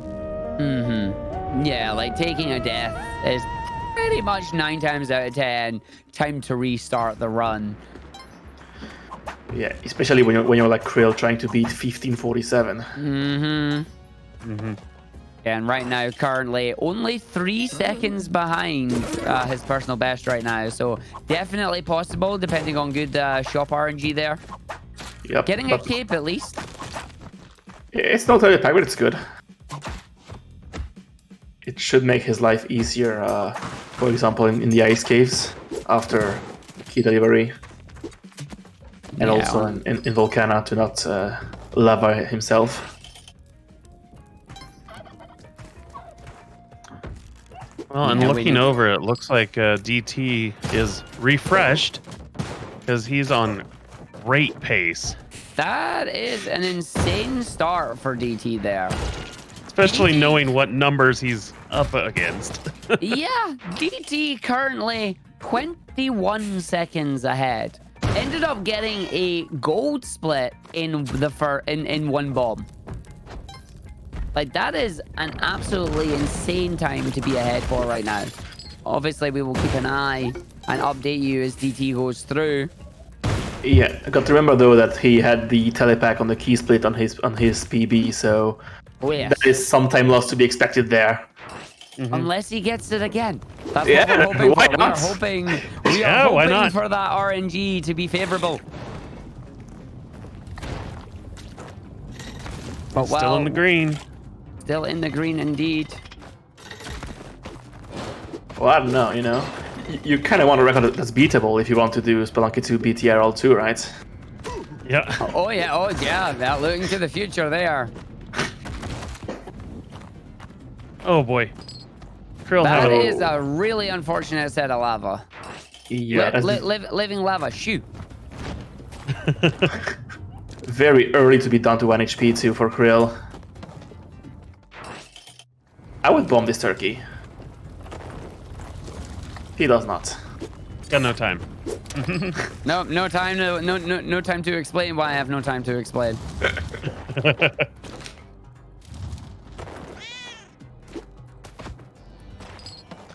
Yeah, getting this cat is very wise. Yeah, there we go. That'll get a heart there, and not sure what happened in the shop there. He tried to buy the compass, but he didn't have enough money. Ah. And of course, Prices the compass get expensive. Yeah, a compass is an important item because it will immediately point you in the direction of the exit, taking out the guessing game there. Nice cape, though. Yeah, really nice Yeesh. using the cape. Oh boy.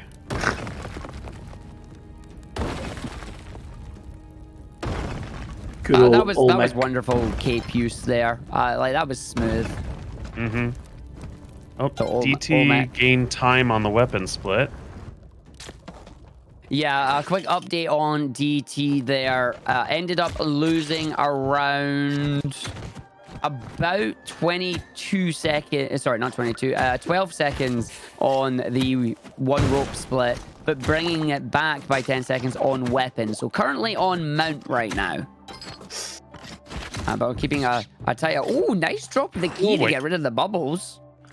Yeah. You really don't want to get poisoned. Goodbye, Usually spells run bubbles. over. Sorry. Oh, enemy. Oh, please don't do that. They're giving us a heart attack there. They are following. They are trying. Wow, that is But some Krill expert knows. navigation.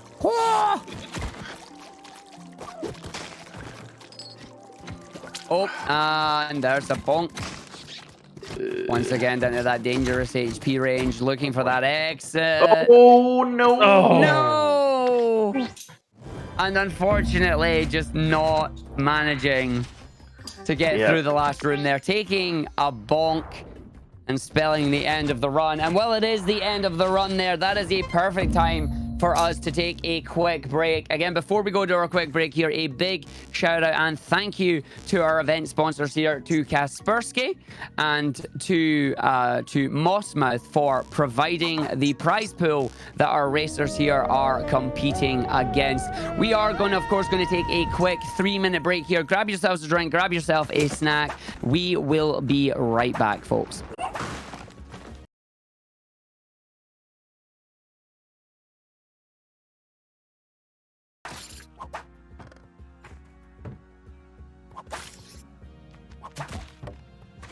Good evening, everybody. You are watching Break the Record Live, featuring Spelunky 2.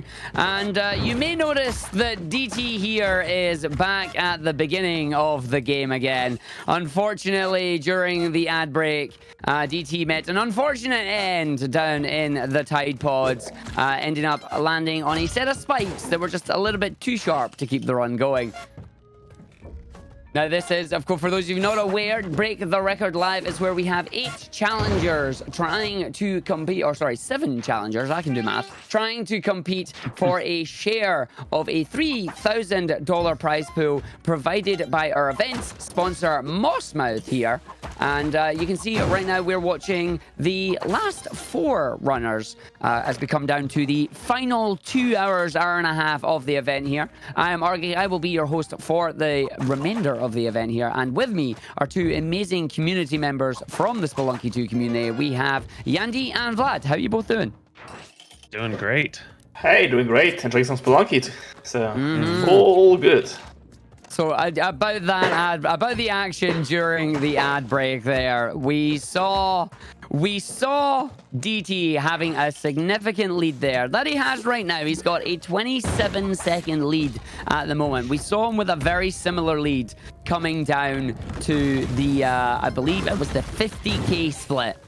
But then we noticed that he was losing time because he wasn't able to gain enough money. Why was it that he wasn't able to gain as much money as he did in the world record run that he achieved? You know, it's all down to RNG, not finding idols in Volcana, not finding ghost spots, ghost jars. You usually won't go out of your way to get the smaller amounts, like the gems and the little piles of gold. So you're relying mostly on the big ones. And if you don't get the big ones, then you don't accrue money. And what I've seen from myself and others is, as you are trying to go faster and faster and faster, sometimes you can just fly straight past some perfectly collectible money, and so by the time you get to that final door, you're like, wait a minute, I need some more cash. The bank account's not looking good. Yeah, and that is what we witnessed during the ad break. A significant amount of time lost to not having a full bank account, and then unfortunately just meeting the end to some spikes, which was very an unceremonial end to the run there. But that was then, and this is now 4 minutes into the run, onto the weapon split, and has that 30-second time save under his belt right now. And last run they lost a lot of time here on that rope split. So keeping that time going right now is really good. And as we can see as well, we have our other runners as well. We have Krill right now heading through about 2 and a bit minutes into the run. We got Grump, who is just starting out another run here. I believe nice. Twiggle is taking a quick break, but I believe they will be coming back.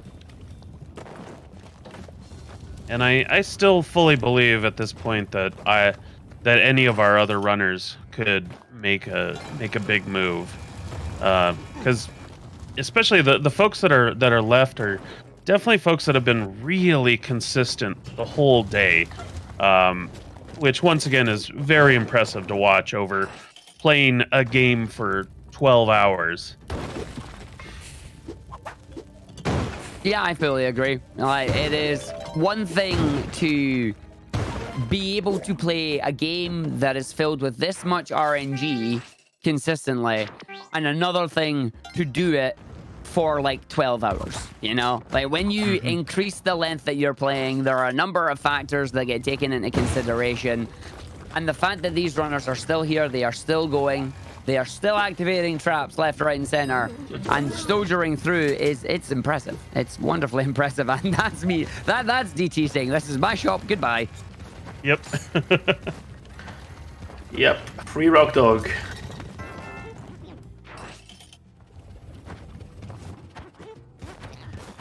So yeah, these idols are worth 10,000, which is a lot. Hence why we are getting out of our way to collect them. Unlike this piece of gold on the bottom right. You saw there a piece of gold that wasn't picked up, not because it didn't want to pick it up, just simply because the lava decided to stand over it. And now we're having fun with the shopkeep just being like, you shall not pass, but using quick use of the rope there, DT able to escape through and managed to just hold on to that ledge. I thought it was going down into the lava. One more idol. Oh, no, but he got some stuff stuck here. Dog. No. Bye, Rock Dog. Forgot that rock dogs can't climb ropes. No. No. We need to save Rock Dog, or we need to find out. I think I heard the turkey. I hope I heard the turkey, or I'm hearing things. I don't know. Didn't hear anything, but... No, that's it. Oh, and that's it. Oh, I think sad story. That's heartbreaking. That is, like, all those green splits there just gone because that poor Rock Dog couldn't climb the rope. Yeah. That's Spelunky speedrunning in a nutshell there. It's the nature of the game, isn't it? You gotta quick thinking, jumped into the hole to grab the trap, but didn't realize there was no escape route for the poor Rock Dog.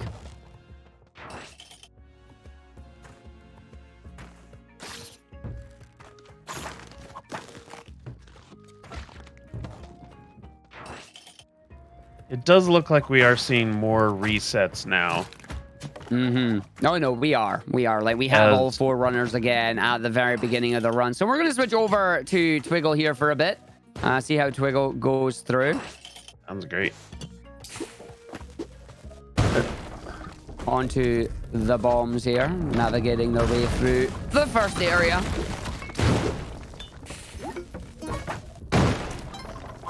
Yep. Stuff with Quillback as usual. That bomb throw was very nice. That was very quick.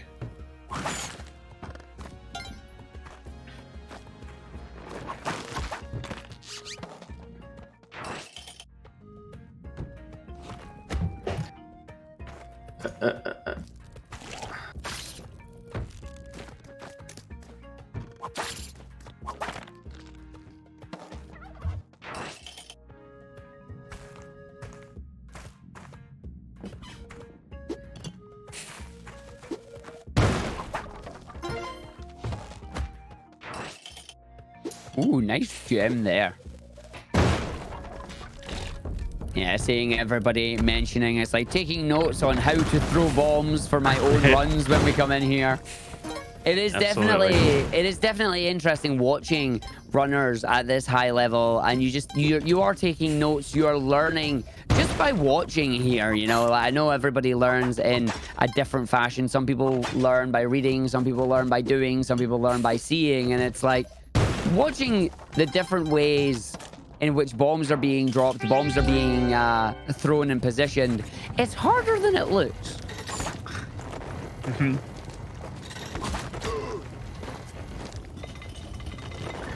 Yeah, and these events make for a great opportunity to both have an entertaining event to look at, hopefully, and also learning at the same time. It's not like watching a tutorial for the game. It's enjoying yourself, hopefully, and still learning. So win-win there. Oh, definitely. Because I mean, here's the main thing about speedrunning and events like these. Like, if you're not enjoying what you're doing, like, why are you doing it? You know. It's like, don't do something like this if it makes you unhappy. Like, you want to enjoy yourself. You want to enjoy the spirit of competition. Because that's what this event is all about. This event is all about the fact that we are celebrating what speedrunning is. Like, this is the grind that speedrunners do. This is what we do when we're playing our games. We are honing our craft. We are learning the games inside and out. We are showing our love for these games. And sometimes they don't show it back. Especially Spelunky. Yeah. Especially Spelunky.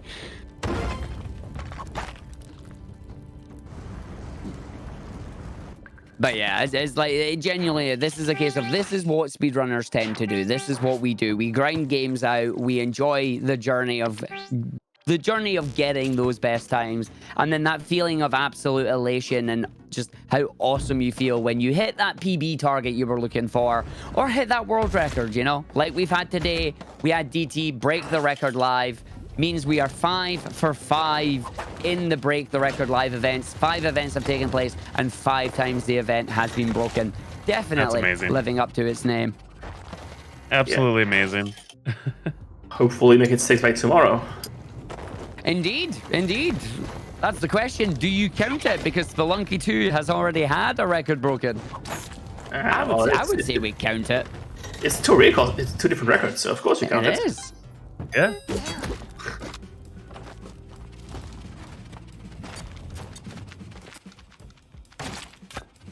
Well, and we've seen huge strides. Obviously, we'll talk about it a lot more tomorrow, but we've seen huge strides in how fast people are doing Cosmic Ocean runs. So I bet we're going to see some pretty darn fast ones tomorrow. I'm genuinely looking forward to Cosmic Ocean tomorrow. Like, it's one of those things where I was fascinated when I first found out how fast and frantic this category is. Then I found out what Cosmic Ocean was, and I'm like, how are people going to do this? And I had to look at the Mossranking leaderboards for Cosmic Ocean, and I'm seeing folks that were like 3-hour times, and like, it's just like, wait a minute, is this going to be that? Then you see the times that some of these runners can do, and you're like, oh, this is going to be interesting. But it's such a different category as well. And I, like, personally, not only am I looking forward to watching it, but I'm looking forward to learning the differences and seeing more of Spelunky. Because, like, it's considered the more complete category of the game.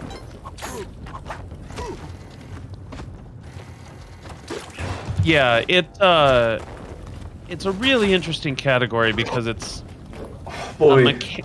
it's a method of gameplay that's sort of new to Spelunky.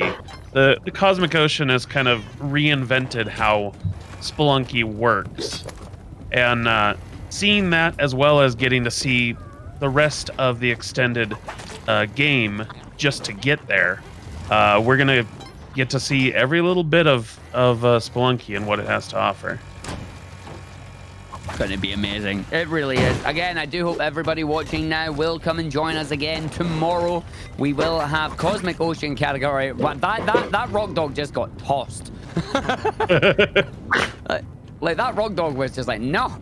But yeah, no, do join us tomorrow for Cosmic Ocean. We will have our runners competing over the 2 days. It will be a full 2-day event there.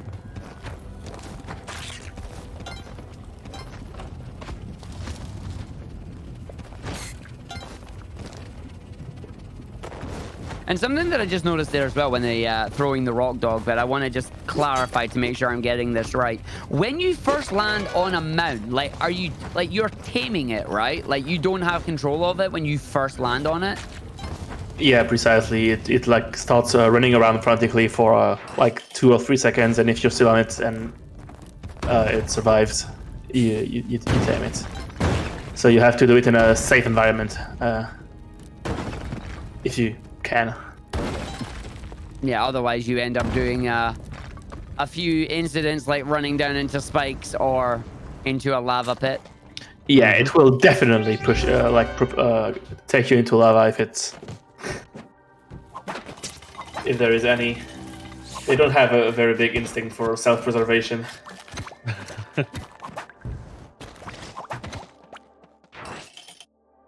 I mean, well, see, right, yeah, there's that word again, you know, self-preservation. Like, people, you keep saying that the pets don't have it, but the hired hands do. I'm seeing the opposite effect here. Like, I've seen hired hands making questionable decisions today. Oh boy. Twiggle is in trouble right now. Yeah, he needs to rescue this cat, or this rat, sorry. Yeah, he's good. Yeah. When you're poisoned, rescuing a pet heals your poison instead of killing you. Ooh. Oh boy. So how does the poison work then? Like, do you have X amount of time before you take a point of damage? Yes, it damages you every 30 seconds. Ooh. And unfortunately that is the end of the run for Twiggle, as taking a death, very costly, especially at that later stage of the adventure. So it will be a reset and then beginning the spelunking anew. Yeah. Looks like Krill might Krill be, has a good pace going. Together a run. And we'll go have a look at Krill. Quick update on our other runners as well. Both DT and Groomp have reset and are currently in the first area once again. And just because I saw it, and I'm going to mention, I'm not throwing shade at anybody's clears of Cosmic Ocean, because you are eternally better than I will ever be at it. I was just surprised when I heard the drastic timing from a 20-minute category to a potential 3-hour category. No, I do think it's very interesting how ESA have decided for this specific event. This is the first time they've done a Break the Record live event and have split the categories between the 3 days, especially with something that is significantly different from each other, you know? Like, you are going from arguably one of the shorter categories of the game to one of the longest ones. And it'll be interesting to see how our runners adapt from today into tomorrow, because I know we have some overlap with the players here. Yeah, well, actually, All Shortcuts is one of the longer categories for Spelunky 2. Most categories are like Minutes! single run. So like any percent is under 2 minutes now. Even Sunken City, so true ending percent is like 4 or 5, or like 4, I believe. Somewhere there. Okay. The two things that I have to ask about that. The first one is just a statement. The second one's a question. 15 minutes is considered long? Come on! What is this? I'm playing the wrong speed games. And the second thing is that in-game time 2 minutes, or is that RTA? Like, that's in-game time, right? Or That's in-game time, yes. Right, okay. And in-game time only counts where? It only counts in the levels, so it doesn't count all the time in the corridors between levels. So 2 minutes in-game time probably corresponds to like 3 point something real. That's legitimately impressive, the fact that the categories are down that low. Yeah, well, I do encourage anybody that's watching this and is interested in learning more, go look at the leaderboard, Mossranking, and you can watch all the runs. You have VODs for all the runs, and some of those runs will blow your hair back. How quick they are. Especially any of the PBs from the folks you've seen today. Oh, definitely. So again, looking at Krill right now, on a fairly decent pace here. Still trying to save hired hand, get a higher hand down the bottom here. Gotta hit all the switches and wait for the platforms to move up in the right way without getting squished, ideally.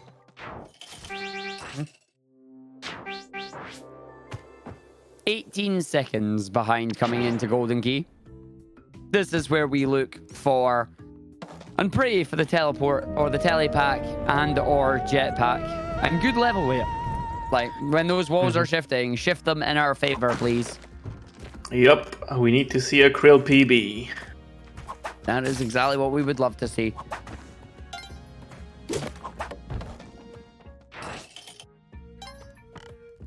So far, so good. Oh, there's a leg it, run away. Goodbye. Oh, there's the key. Here's the key. Key, compass, and run for your life. Yeah, this is a good setup. An okay bomb count, compass, key, paste. Not the right TP, sadly. Yeah. Oh. It's the pack we want. And Krill will get de-aggro of the shopkeepers right here. Yep. You'll feel forgiven. They forgive easily in this game at Spelunky. They really Indeed. do. Indeed. I heard that it was a bug in the original game that was then brought over as a feature in the second game, which sounds wonderful.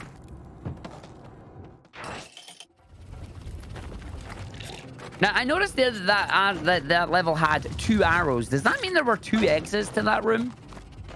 Yes. In 1-4, there is one still on the left that leads to the jungle, and one on the right that leads to the Volcana.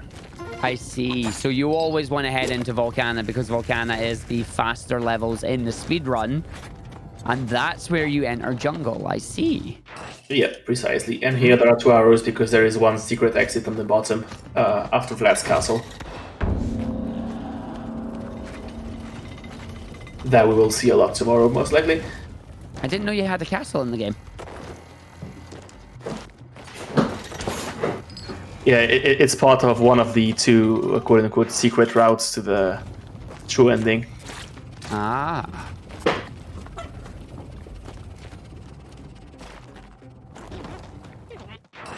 Well, we got Krill right now trying to bring that golden key all the way down to the bottom. Has a decent amount of bombs. I believe that's 6 bombs at his disposal. 3 lives, which is always nice. No ropes, unfortunately. Yeah, that's always going to complicate things. Just for for ease of movement, sometimes ropes are great for defense if something is coming from above. So, but once again, someone of his caliber can manage. Although I shouldn't say those things too loudly. Yeah, you should not. Now we all know who did it if he dies. Yep. Uh-oh. Why do they always leave the key on top of this thing? Can the key be crushed if you do that? Yes! Ugh. We saw it earlier. It happens a lot, actually. Well, the main one I remember is the key going in the lava. Yeah. I shouldn't laugh at the key going in the lava, but at the same time, it's like, aww. It's like that one moment you realized I've made a mistake. Hmm. It's a moment you watch in slow motion. No, that's even worse. The short version is whatever horrible thing you think can happen to the key can happen to the key. That does not surprise me in the slightest, you know. Like, honestly, it doesn't. Oh, the octopuses! So many of them. It's like 5 of them. Yeah. The whole family. Octopus family is having a good time out there. Do you want to rescue Doggy Doggy here? Nope, you don't. Didn't Not take the the axolotl. Ix is gonna be sad.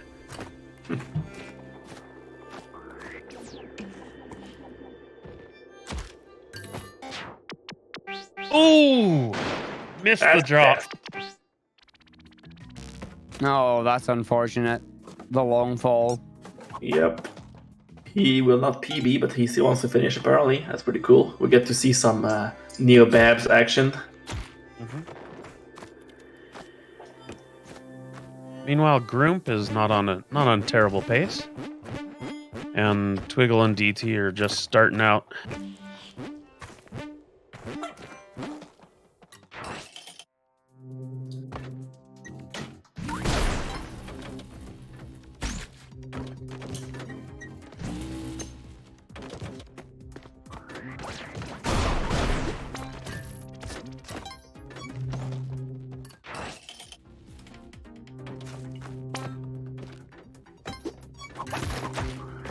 Nice to see Krill just continuing on, though, with that.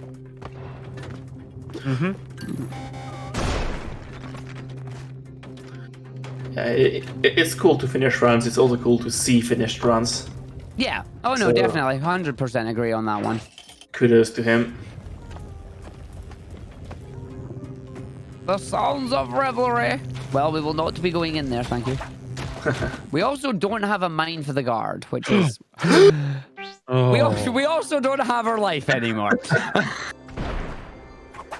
You can see Krill just softly chuckling at that. Well, there's our Yeah. mine back, at least. I guess it doesn't feel as bad when you're not losing a PB to that. It's just one death. Yeah. Probably have been more painful if he was about to break the record. No, most definitely. Again, you have that pressure mounting as you're going through, so... Spark Trap family. Oh boy. Oh, this level is disgusting. That hard hat is just not moving. Like, hi there, you can't stomp me. It's like, what? You Uh-oh. heard? Yeah, you have to go around here. Like, over and around. That's a very, very That's a stupid bad 6-1. room. Wow. That's a horrible room. Yeah. That's a tall tower of people.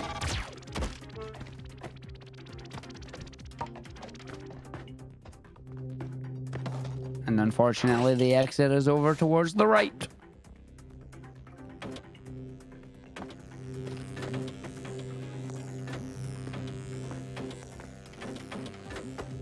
Neo Babylon is intimidating because it always seems to be exploding. Something is exploding somewhere on this level at all times. Yeah, if you're lucky, it explodes in the distance. If you're unlucky, it explodes on your face. Yep. we see our friend Tiamat. Yep. One we more get to time. see a bomb kill. Pretty cool stuff. Let's see if he times it out well. Un, dos, tres, whip. There it is. And he gets it. Hey, nice kill there. And an 1848 finishing off the run. Not Pretty too solid bad stuff. there. Obviously, not the run the crew was hoping to get, but it's a finished run nonetheless, taking a victory sip, which is always nice.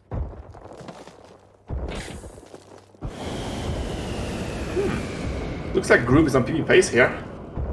On the key splits.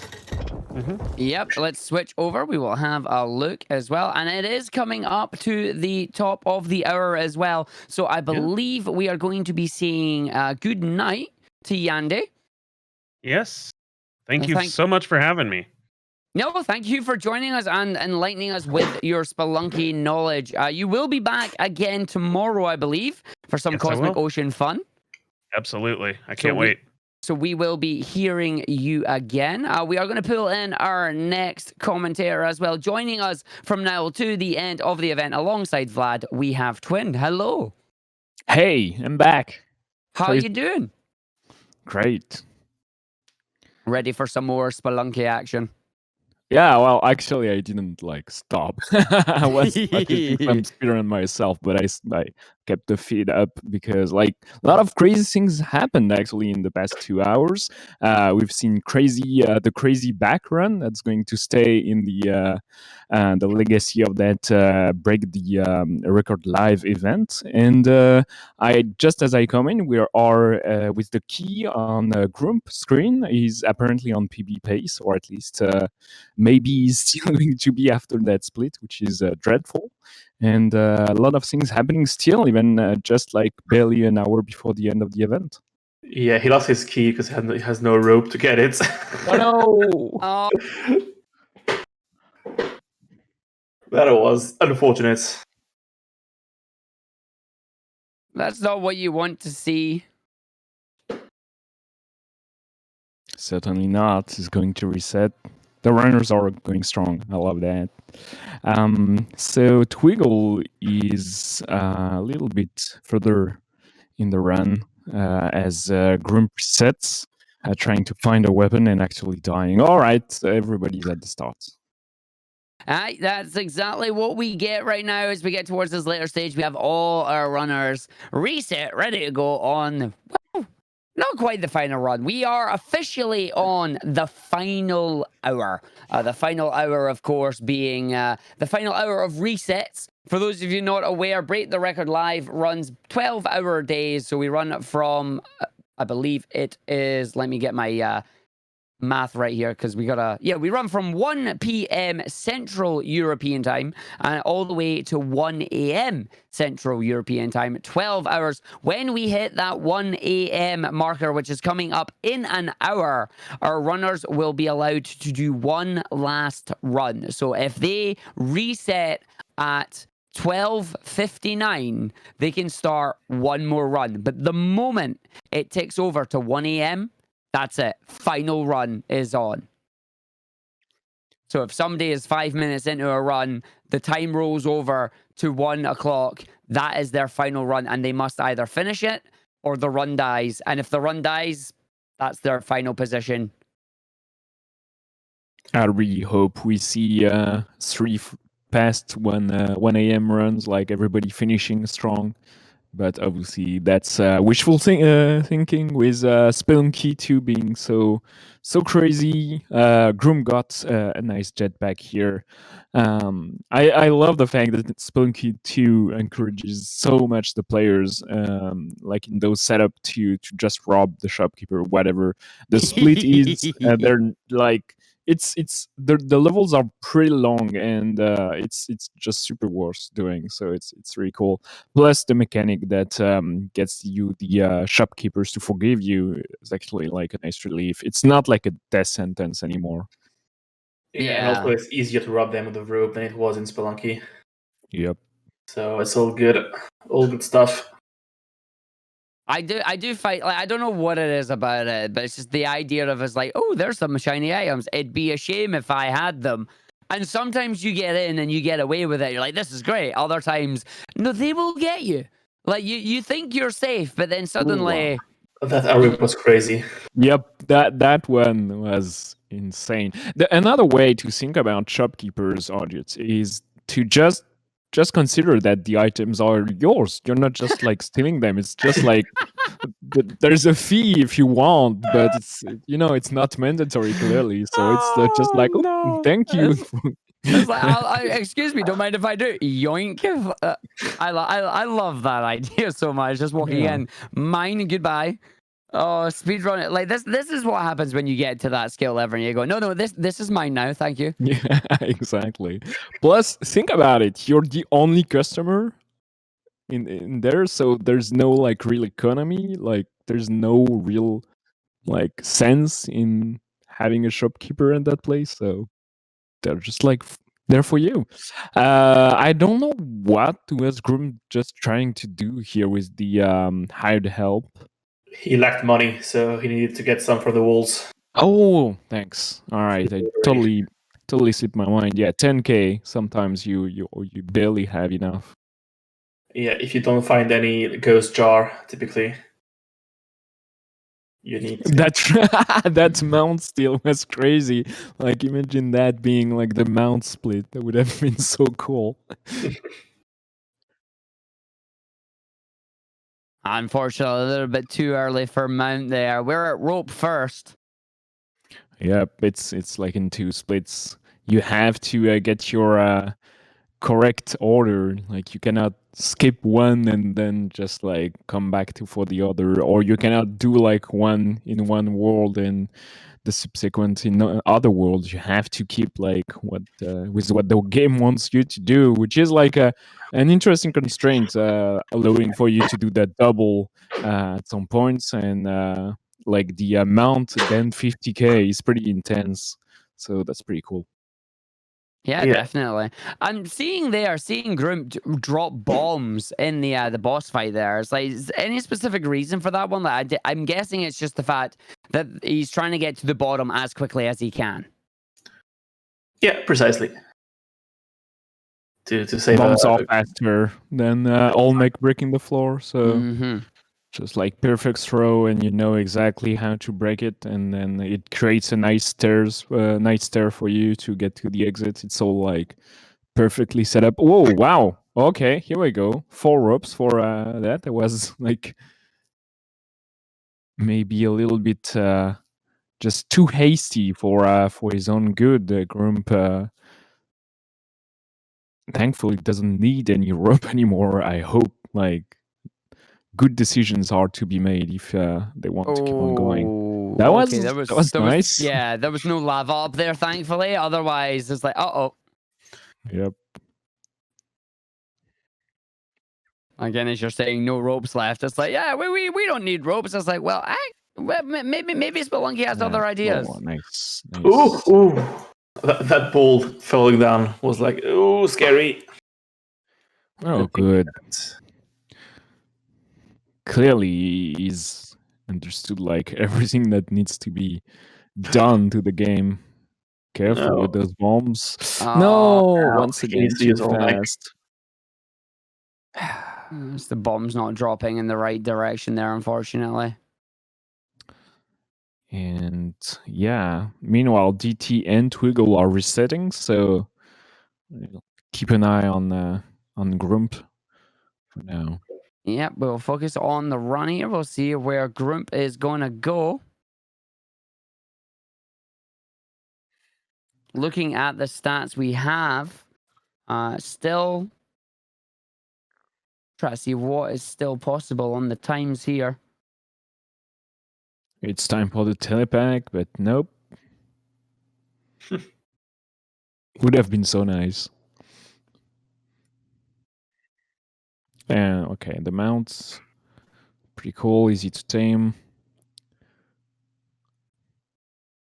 Is this turkey going to be the mount of destiny, or is it going to be dinner? We will find out very, very soon.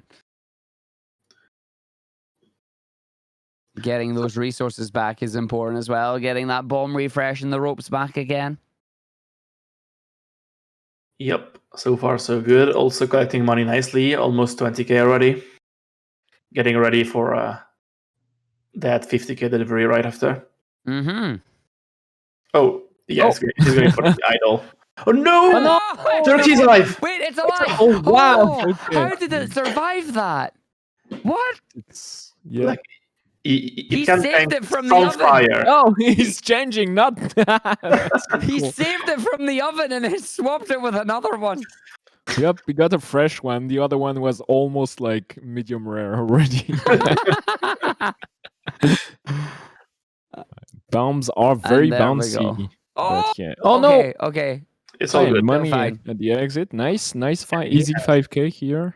38k, so he'll be able to save a lot of time on a split, possibly. Except Yeah, that's very good. results are bad though, so hopefully he doesn't need a bomb. Yeah, out of bombs right now. Hey, Yeah, that's pretty good. thank you. Nice. Okay. Oh, You can get chain trap in those and just never exit. Like they're yeah. pretty bad. Again, another one for the pun counter here. We say thanks a lot No. for that one. He's poisoned. Needs to rush now. Yep. We have a minute and a half to complete this split. That should be okay. Or The rest grab will the kill dog us. and take it down. Let's see what happens. Can we rescue the pet? Pushy. I love that pet. Pushy is so great. Pushy is precious and must be protected. Oh, almost cooked. No, he's getting Oh damaged. no! Oh wow! The That was- timing, the snipe. That snipe, yeah. Falling that Jiangxi. Disgusting. The MVP snipe coming down there, forcing the reset out of Grump there. I think it's time Outstanding to play swap to DT maybe or Twiggle. Yeah, both of them are going strong. Both of them are going. But before we do that, we are going to take a quick break after that reset on Grump. Again, a big thank you to our events sponsors here, Kaspersky, ViewSonic Elite, and of course, Mossmouth for providing the prize pool for these events. You are watching Break the Record live. Everybody, go get yourself a drink, get yourself a snack. We will be back in about 3 minutes' time.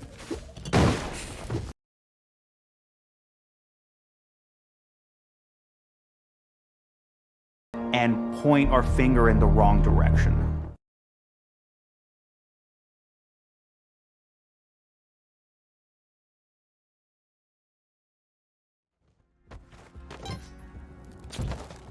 He's PB at a plus 46. So. Yeah. All right, hello everybody. Welcome back to ESA's Break the Record live featuring Spelunky 2.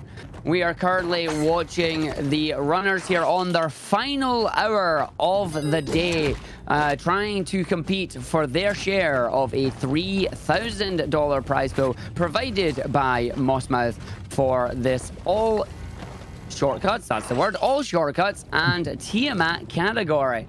Pulling up the leaderboard quickly here, you can have a look at the current placements here, their personal bests and their event bests, alongside the amount of money they're taking home. A quick rundown right now, we have DT in first place with that 1439 and taking home a $1,000 at the moment. We've got Krill 71 in second, Grump in third, Bach in fourth, Twiggle in fifth, Hectique in sixth, and Blue Cadet in seventh place. Really good competitive spirits going on from all our runners here. We do have 3 of our runners who have finished up for the evening, and we have our final 4 continuing on, trying to take it all the way, seeing if they can potentially change the leaderboard and maybe even break the record once again. DT with that 1439 was set during Break the Record Live. So Break the Record Live is 5 for 5 on breaking world records. Absolutely amazing feat by all the runners. And joining me on commentary right now, we have 2 amazing Spelunky 2 members. We have Twin and Vlad. How are you both doing? Still Yeah, doing good. doing great. Yeah. Spelunky 2 is a blast to watch. It's way easier to watch than to play for sure.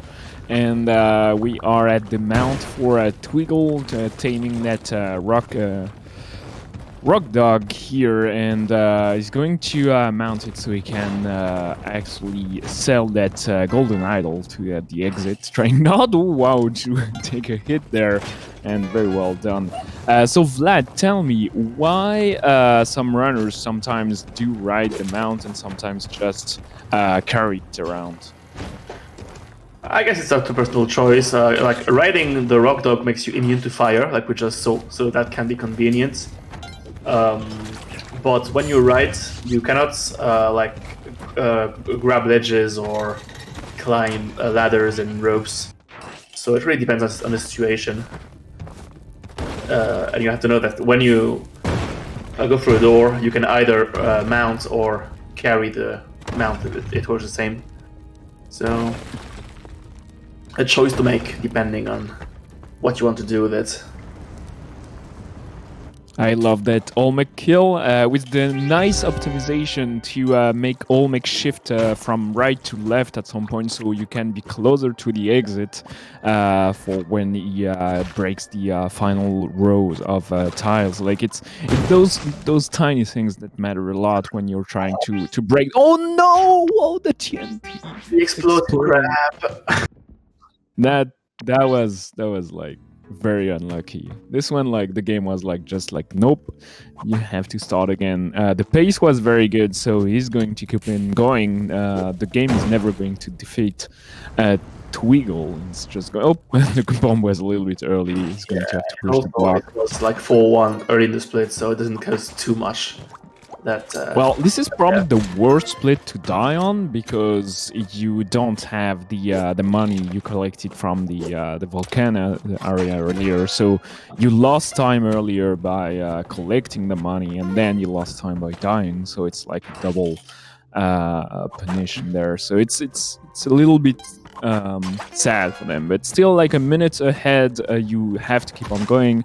Twiggle has an amazing golden key split around like 3 minutes, so it's going to be very, very hard to beat. Still, you have to keep on going to get back on that top 3. Maybe their current event PB is 1704, so they will be able to beat that. Big shout out to those traps that are so hard to spot and so deadly. Yeah, the bear traps. The beginner's nightmare for sure. It keeps being bad when you know the game. Like back in the day, they used to not have the piece of gold on them, so it was even harder to spot them. And we have to thank Derek for making them slightly more tolerable. Very, very slightly. We need about 6k more, so we'll have to go around and go for looking for money. I don't know. That's a bit unlucky there. Wow. No bombs, just ropes to navigate the level. Yeah, that sounds like run over to me. Oh, bombs. Never mind. Nice. Those guys have a lot of HP. Oh, and a full-fledged shield. That's funny. Okay, sweet. 50k. 50k. Here we go. All right, so we are well into event PB base. Maybe even being able to take the fourth place back. Is currently sitting fourth at 1650. So Twiggle has to like the full ham, trying to get like a jetpack at some point. Hopefully, if the game is nice enough to them. Oh wow! That trap again. Very, very sneaky. Yep. And the telepack is maybe the best All Shortcuts plus Olmec item, but I was thinking earlier what was the worst, and I finally found it. It's the 4-leaf clover. It's completely useless in a speedrun setting. It just gives you extra time to complete the level, but you're never going to need those extra 2 minutes it gives. So there we go. I think the worst is the climbing gloves. It actually hurts your run. Yeah, but that's like the chat seemed divided about climbing gloves. Some seems to like it, a lot seems to hate it. I tend to agree. But it has some utility, especially on some other categories that actually requires you to climb at some point. Yeah, they're not as bad as in Spelunky, but I still don't like them. Well, I'm going to quickly interrupt you guys. We're going to switch over to DT quickly here. We do have Twiggle going into Key on the Key split here. DT is already there as well. DT currently 24 seconds ahead of his current PB, as in 24 seconds ahead of world record. We need to see if this is going to be a second record from DT here on the last hour of the run, like of the day. Like, this is insane pace right now. Yeah. He can match his telepack key run from earlier. Was the previous world record the first sub 15 All Shortcuts plus Tiamat? No, the previous No. yes, 1452 was, I think. Yeah, the previous one. So if he beats the record now, we're going to see two different sub 15 All Shortcuts plus Tiamat, which was totally impossible before tonight, which is pretty funny. So let's hope they get like a nice shop soon, like, because they totally need some utility or movement or anything. Maybe gambling for a telepack would be funny, but they're not even going to check that out. We're never going to know what was there. It was a telepack. Gambling, yeah. What do we need? What do we need in Spelunky? A game that already has lots of RNG. Gambling! More RNG! Wait, what? Why?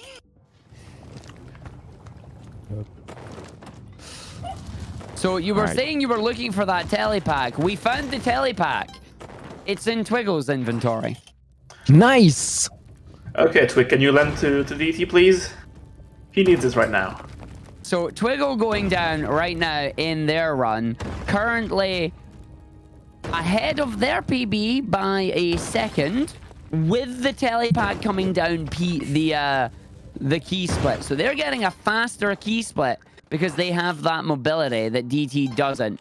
But DT not far behind. Both runners right now entering the Tide Pod area. We now need to see if these runners can... Well, we'll need to see how they navigate it. Obviously, Twiggle having a riskier play here with the teleports. I'm very nervous safety teleport for Twiggle. Yeah. DT only has 1 HP, so it is very clutch for them, and they're already losing time. We only are at the 4-2 level, so I'm rooting for Twiggle right now. It's the power of the teleport, isn't it? Like, that telepack is just very, very important. And if you have it, like, that's going to be one of the things that's really hard in the run. When you have a really good split later on in the game because you got those items, it has to be very hard to run against. Yeah, for sure. Like in any speedrun, having a god end and it's sometimes hard to run against because you have to save time early and you know you're going to lose time after that. Some runners prefer a nice start and losing time then saving time later on, but it's definitely not an easy task either way. Was ahead of PB with a jetpack and key, but he died. That was so sad. Yeah. It's But wow, Twiggle with the telepack. Let's take a quick look at Twiggle coming through the Neo Babylon area. Yeah. Focus on them as they come up towards the end of their run here. Unfortunately, DT not getting the telepack, now behind the world record pace significantly by about 40 odd seconds, unfortunately. He's PBing. Twig is PBing here, definitely.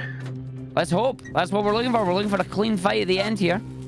Yeah, with the teleporter, it's very easy and fast to kill Tiamat. Plus, Back made an easy to follow tutorial earlier, so just has to replicate that and... Yeah. Nope. Down she goes. 16-10, 16-11. Nice. And it's a gold split. 16-10. 20 Nice. Right. Now, see, here's the thing, right? I got some data I want to pull out on this one for Twiggle. Twiggle has an insane amount of time to save on that mount split into 50k. He was 1 minute 15 seconds ahead coming out of Mount, and then unfortunately took that death, removing the gold that he had, needing to then go and get, you know, more gold, farm up, losing that time. I would love to see Twiggle get another run like this, but not take that death and keep that 1 minute 15 seconds, because that would be phenomenal. Yeah, that would be world record, actually. Yeah, exactly. Like that's a lot of time. If GG's. he had, yeah, if he had stayed exactly with that pace and not lost a minute and 29 seconds on that 50k split, he would have been exactly 2 seconds behind world record. So that's such an insane run, carried completely by that telepack. So yeah, it shows how important that item is, because both back and Twiggle times, those 16s, were completely relying on that item. So at that point, it must be a little bit frustrating, like almost 12 hours in, to be like, I have half an hour to just hope to get a good RNG.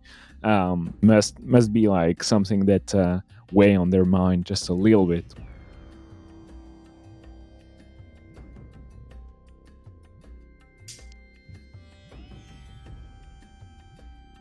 But DT is still going strong. We are at the start of the run, 30 seconds in. And Twiggle is going to reset, just has half an hour to go, and is going to try. Maybe like we have time to squeeze 2 or 3 resets before having to complete a run. Well, it's not having to complete a run specifically. The only no reset run that had to be done was the very first run of the day. And that's so our runners have a time recorded on the leaderboard for the event. That when we get to that ever closer 1 a.m. time, that just means that they can only start one more run. And after 1 a.m., no more runs can be started. They are effectively on their final run of the evening, regardless of how it completes. But we do have DT, Twiggle, and Grump still going through. Krill has decided after that last death there, they are calling it a night.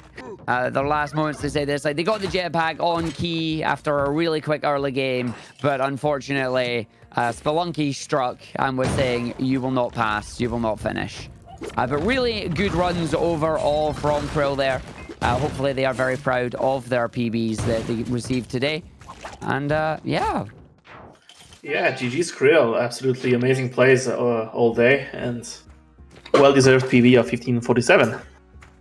A very good time, yep. Currently in second place. A very solid time. They're taking home $700 if the standings stay like that. Of course, we do have both Twiggle and Grump still playing. That is third place and fourth place, respectively. And they both have the ability to knock Krill down from that second place spot. We'll have to wait and see how this last half hour turns out. It's building up. It's getting there. Yeah, it's not done until it's done. Like, there's so much potential in those two players. Like, the telepack on Groom's screen as well, like, just caught my eye. We are just giving a rope, but it saves so much time, like, that item, when you know how to use it, and surely they do. Yeah, and he has a jetpack, not bad either, to deliver his $10,000, and then the rope as well. So it will be useful for a while. Yep, those are all the good splits to get an item. And 10k at the end. So Shopkeep forgave DT because they stole the jetpack without damaging, like dealing any damage, and then they escaped without dealing any damage or stealing any item on the level afterwards. So if you manage to complete those two conditions, the shopkeepers will forgive you whatever the price of the item you stole. Like, they just don't care. They're like, okay, you didn't kill us, I guess, so we're good.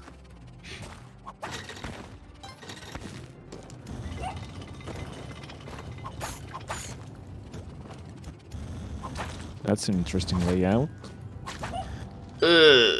Yeah.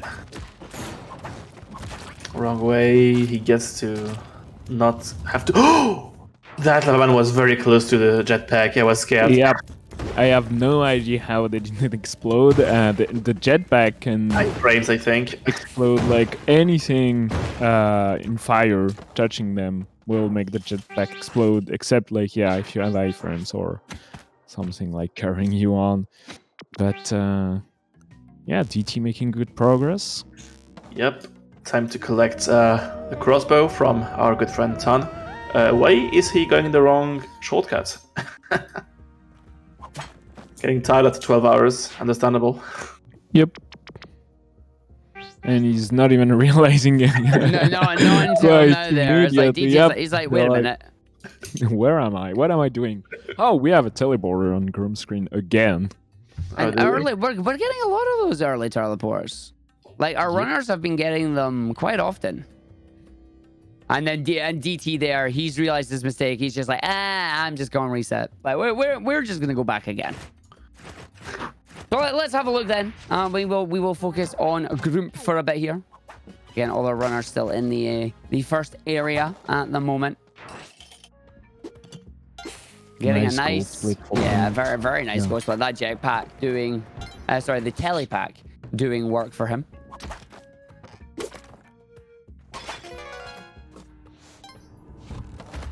The money management is all over the run as well, like the 2k, the 10k, then the 50k. You have to keep that in mind.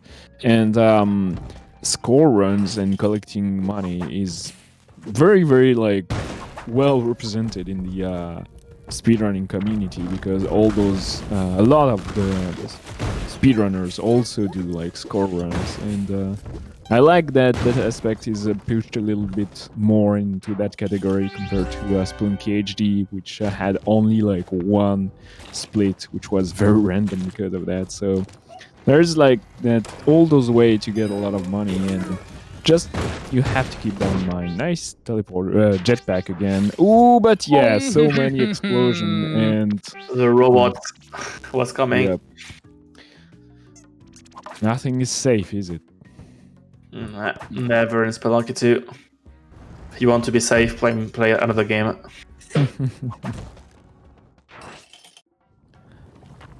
Alright. So Room keeps the run going. He thinks that it's still worth going for it. He died on 1-1, I think, so it's probably a good decision. The time Grump lost going back through the shortcut was actually mandatory. Yeah, like you have to use the shortcut at some point, so it's wasn't so bad. Just a little bit disappointing to miss that jetpack opportunity. Absolutely, but there is always another jetpack around the corner, so keep at it and you will get rewarded eventually.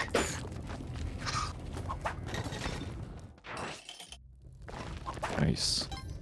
The decisions are taken very quickly, but working nicely. Groom, Twiggle just reset. And DT is having like good paces at the start all the time, because the world record lost a bunch of time in the early game. So now like any good execution will carry them through the first few splits. So it's pretty interesting to see how well they react to that. Anyway, Grump is picking up the boots, like the jumping boot that got that nice green effect now. So we know that we don't forget about them, which was so bad in Spelunky HD.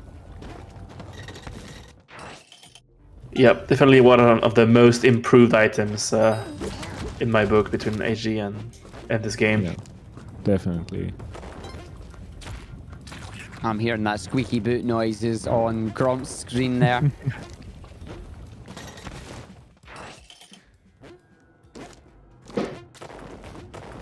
Yeah. Grump with the weapon. Easy split. I like that this split is so nice and smooth. He's got through it quite quickly. If he can get down here using, he has 4 bombs. If he can get the bomb strat down here, he should save a nice amount of time on this split. Yep, he'll be ahead by 20 seconds now. Yeah. He's not going so fast with the bombs. Like, I think the earlier runs taught him an important lesson. Like, you have to go fast, but you cannot rush it. It's always a fine balance. Nice round right at the start. That's really cool. Game being like giving up him curveballs and yeah, that's cool. Yeah, but the question now is, does he have the ability, or sorry, will the game allow him to take the turkey all the way down to the bottom? It's like, I have given you the turkey early. Let your challenge begin. Oh, turkey pack. Nice. Yeah, that's very good. Once again, since we do mount then 50k, we're very happy to get those useful items. Oh, that's interesting. Okay. You want the bombs maybe, but yeah, that's sadly now the oh yeah, he's 40. Cool. Okay, I wasn't sure, but I saw he stunned him at some point, but no, we good. Amazing stuff here. And he has a lot of bombs. Yep, that's about enough to explode every layer of the floors if they want to, like, no problem. So, to collect money is going to be useful if they want to dig the hole here. They're not going to get stuck. Don't resist the urge to cook the turkey, though. You need it. Alright, very, very nice plating and color. Indeed. He just needs the 50k now. Oh. What? The gold pot is a lot of money. Yep, but it can also kill you. Alright, we're good. Gold pot, please. Gold money. Ghost jar. It's okay. 20 more K. Just find an idol and you're good. Yep. Damn, those octopi are disgusting. Nice. Doggo. Saves Doggo. Yep. Just 10 more K. A ghost jar should be enough now. Needs to find a ghost jar and earn anything. Yeah. Taking a hit. Well, he saved the dog last time, so has that health to spare, technically. Yep. Alright, we're good. I thought that was 4-4 and you forgot about the back. Yeah. This guy's a pro. No problem. Just needs to find the bottom. This is going to be a very nice 50k split there. That is. Yep. 820. This is insane. This is faster than world record by 15 seconds. This is a good pace.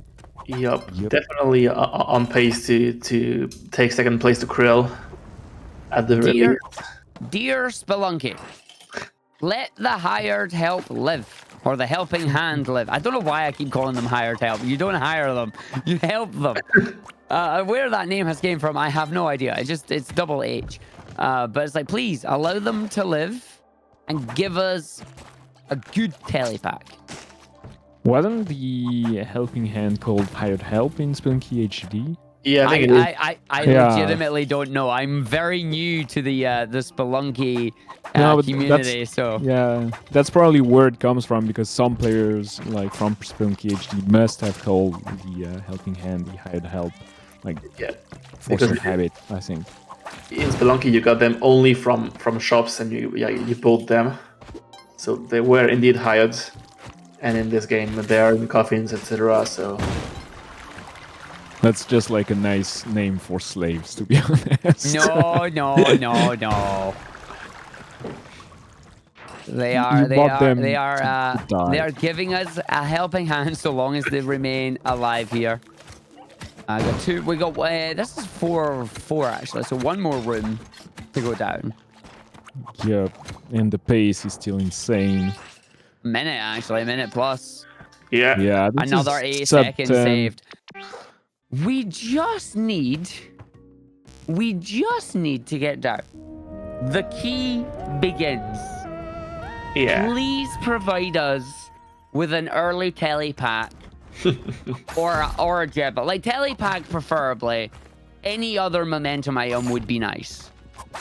Jetpack is enough to get world record, to be honest. Like with Grump execution today and like a nice push from the game and nope, But okay, we can hope for the next. He's going to get the bombs because that can be very, very helpful. I hope the key is in a nice location. Sometimes the key can be hard to spot, but you usually know with like the entry to the chest being so obvious. You know that you are on the correct floor to grab the golden key. Yeah, it's way harder than in Spelunky to like just miss the key entirely, which is good in my book. Yep. Yeah, the condition to get the every item is easier. Like overall, the run is maybe more technical, but it's harder to make huge blunders. Down goes. Nope. No. Nobody. It's like this is like a pacifist run. We don't kill the boss. Quillback stays alive to reflect on his past mistakes. I think that boss is still the enemy that killed me the most. After, I don't know, 100 hours in Spelunky and Spelunky 2. He's not getting the aggro for some reason. Did he kill the shopkeeper? No, he hit them on the second level, so getting to the exit. So he had one more floor to reflect on his mistake with Quillback. Forgiveness. All right. Oh. Yep, it's good. So now we deserve the telepack, right? We did good. The pace, like the movement of Grump is insane. Like the cleanness of the execution and the trajectories, like everything is so spot on. Even without the telepack, we are on a good pace, but we're starting to like lose hope for world record in my book. Nah, rock probably won't happen, but sub-cruel is still very possible, I believe. Yeah, certainly. Second place would be so high.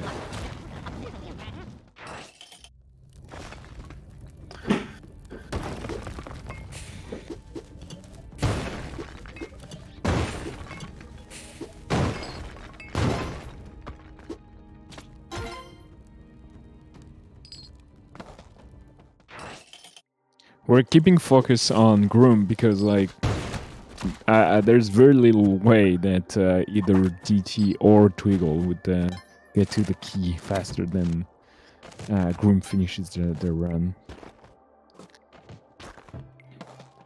Just keeping an eye on what's happening, but yeah, I don't see any telepack or anything crazy on both screens. So Grump it is with the key. We almost done. Just a few levels to go. Still on like nice speedy pace. About a minute ahead. 2 more levels to push through. Those extra grenades are coming in really handy. Yep. Oh no! What? Oh, just like that. A Leon trap? Okay. Where? I didn't see a Leon trap before doing... What? What even happened? Where was it? Did I have no clue. Corpse onto him or something? That is so weird. I don't even know where that came from. I think it was the enemy. Yeah, it was the corpse. Like the trap pushed the corpse into Groom, and it damaged him. I believe. Yeah, it was pushed with the bomb as well. Like it was trap pushing the corpse, then propelled by the bomb. But that was like such a impossible, like statistically impossible that happens. Event. Well, with that happening, that does mean Grump is back at the start there. We are going to take one final break here. And when we return, the 15-minute countdown to the no reset period will begin. And we will see how far our 3 runners will continue on. Like, will we see other records being broken? You'll have to stay tuned to find out. Again, a big thank you to our events sponsors here, Kaspersky, ViewSonic Elite, and of course to Mossmouth for providing the $3,000 prize pool for the All Shortcuts and Tiamat category. Grab yourself a drink, grab yourself a snack. We will be right back, everybody, after this quick break.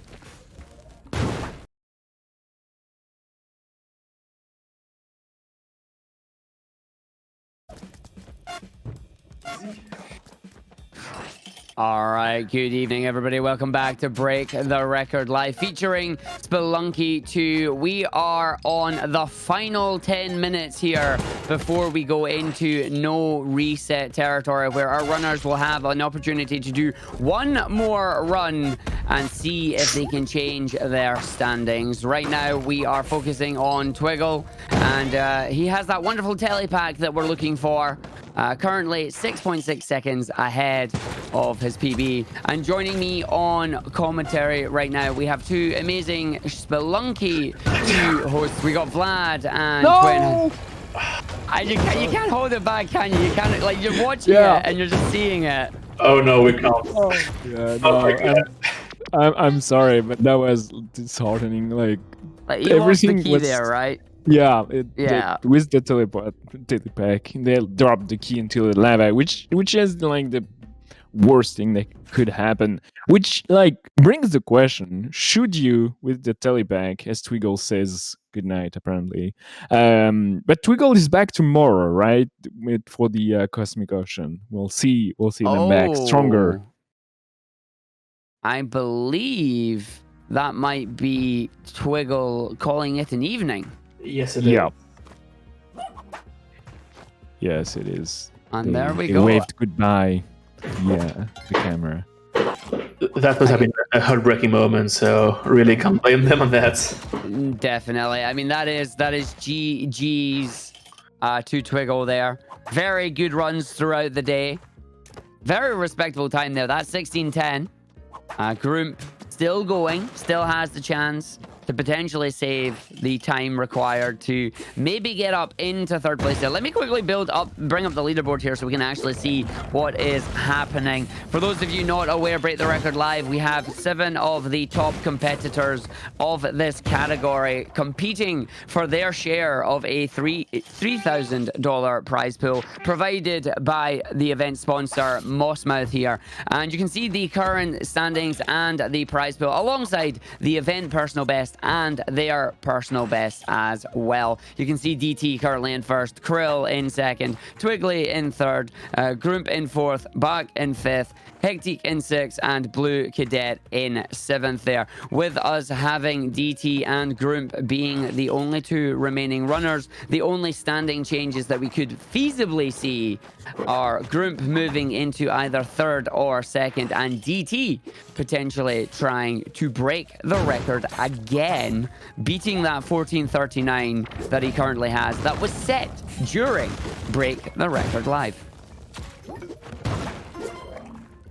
Lots of PB for lots of the runners, so that's pretty cool to see, as DT is having a difficult moment with those enemies there.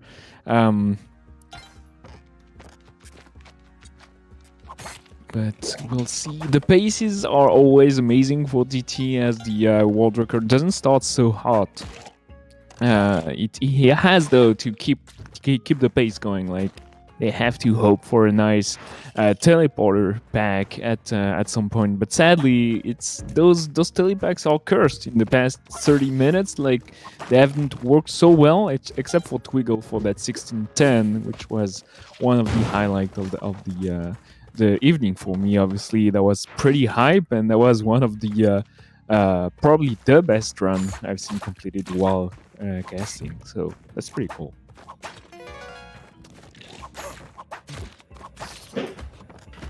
Oh yeah, definitely pretty cool when you get those moments, especially when you see them live, you know? Like, when you witness them live, you're like, oh, I was there. And it feels good. Yeah, spam those hello YouTube in chat, and you're just good to go. That Quillback sometimes is pain, but DT clearly knows what to do, and nice. Doesn't have the nicest exit there, losing a little bit of time. Nice trick, not pushing the block all the way, saving these frames with the ladder, and then on the way to go. Having to bring one rope to the exit, you can chain those two, like do the double, as long as you have a rope in the bag. And having bombs, like not use bombs in the 10k split, is very useful, because you might need those bombs to create a way in case you're stuck or you misread the layout or something. So Yeah, or just to get a DT. fast all make. Yeah, all make is important as well. As we come up to 5 minutes to go before the no reset period, I always ask this during the events to the commentators I have here. So I ask you both, if you were in the situation that DT and Grump are in right now, you have 5 minutes to decide, do you continue the run that you're on now and see where it takes you? Or do you begin to reset and go for a final run? Like, do you start fresh on a final run? Obviously, with this being Spelunky, categories can, or this particular category can end in seconds. But what would you do right now? Here, I think if I'm T, I'm waiting for one more split, and if it's not great, I'm resetting, because we know the record doesn't have the strongest start by T standards, so he quote-unquote should be ahead by now, and he is not. So yeah, I think I would be pretty close to resetting in T's seat. Yeah, probably waiting for exactly the last moment, like, I don't know, what time is it, like 23:59, and then you reset exactly if the pace doesn't suit you, but you try to keep on going for the current run. I don't know. Yeah, I'm super bad in live events, so my decision would probably be the wrong one anyway. Like I struggle with the stress and all the excitation and, you know, all that happen when you play live, like during races or events such as that, or marathons run. It's pretty hard. It's not the same setting as when you're running in your, you know, own setup, like streaming for your audience. Like here you have that pressure that builds up. So, but let's see what DT does. He keeps on going, has a bunch of time to save in those two upcoming splits, so we'll see. Yeah, I totally agree with you on that one. Like it's a very, like the whole live event scenario it's completely different environment from your comfort zone while you're grinding on your own streams and that. So we are edging ever closer to that elusive time. 3 minutes to go. If there is going to be any Spelunky hijinks, if it's going to do anything to upset these runners, then please do it now so we can get them to reset. We see Grump is 20 seconds in a run, so this could be Grump's last attempt alongside DT here. DT's not taking the teleporter or the jetpack. What? Yeah, it's 2-3. You won't be using them for the... Oh, no, it's the 50k No, split. it's 50k. Yeah, it's 50k. So you use Never it mind. for the... Yeah, I don't know. Like, you can ride the rocks, take the teleporter and bounce. I don't know. I think it was worth considering, but they have like 2 minutes left to reset if they want to. The pace is pretty okay, to be honest. Oh, yeah, so it's actually Mount and 50k that has the time saves, right? Okay. Yeah. There's about like 40 seconds on those two split to save compared to the world record. The start is not so hot, but it's still okay. Ugh. 0 bombs to deal with that Tongchi. Did it well.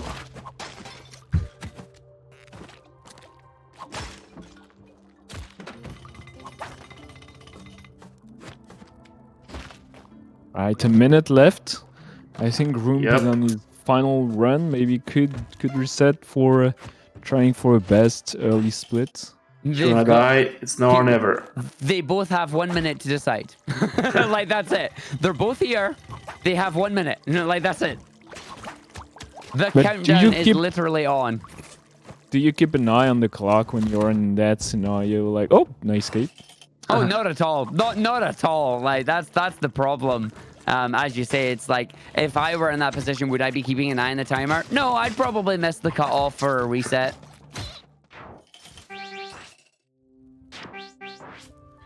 But yeah, I think this is the final run for both of them.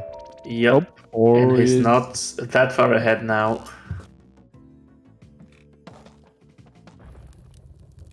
But we still have hope. Technically, GT is ahead of PB/world record.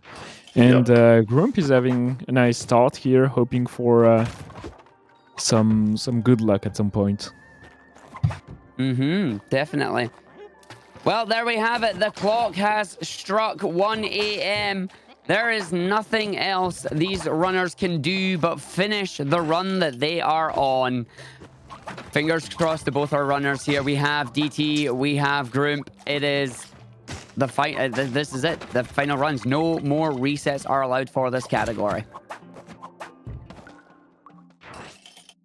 Yeah, definitely high octane stuff for both of them now. You see green splits, you see the time like it's ticking, and you have to keep on going. And whatever they do, like there's no reason to do anything but go as fast as possible. So let's hope for them. Hired Help is behaving nicely on DT screen, while Grump is just progressing through the early stages of that second shortcut, bringing the rope, and then it's going to be high stakes. Okay, it's good hope for a telepack or jetpack on these key splits to give him a chance at the world records. Fingers crossed here. Fingers are crossed. We need that early key. We need that telepack or jetpack. Currently 12.7 seconds ahead of the world record. Can DT take this home? Can he do it? Does he have it in him? Does the game want to give it to him? That's the question. Yes, please, Derek. Oh, the key is nice and on the way at least. It's no big detour. Let's not drop it into the lava just immediately, please. Oh, that shot had it. Yeah, that was it. That was the discovery shot. Like, no. He rushed and maybe costed himself the chance to get a jetpack or telepack. We will never know. We will never know. Unless somebody can go back into the footage and see if that shot had anything, we will never know. At least he had the chance to. So yeah, that's always when you're running and you see those like I should have. You keep that in mind for the rest of the run, and it's awful. Grump has a very nice pace actually, about 30 seconds faster than PB. So both runners have hope. Yeah, quick update on Grump's times right now. Currently 20 seconds ahead going into the weapon split. About to come out of weapon here. Just having to get All Matt get down there. So down to the bottom. The bomb has been fired off. Gonna hand in the split there. And that is an extra 3 seconds saved. So 23 seconds ahead at the moment into Mount. So looking very good. Very high potential here for Grump to try and take the final run and snipe that third place time. Again, our focus right now on DT coming down at the bottom of the key. I believe this is going down keeping his bombs. Vlad, what's the thinking process here? Is it to keep bombs for Tiamat? I think so, yes. Yeah. All right. Sounds fair. Like 4-bomb Tiamat is significantly faster than shotgun, I'm pretty sure. Yeah. Just needs to carry the key all the way down. 4-2. This is where the time loss is coming in, unfortunately. That's a big throw on the key. At least no lava in tight pools, so we know that we're doing just fine. That was a bomb drop. Has enough bombs? Yeah, picked up some bombs, so still has enough bombs.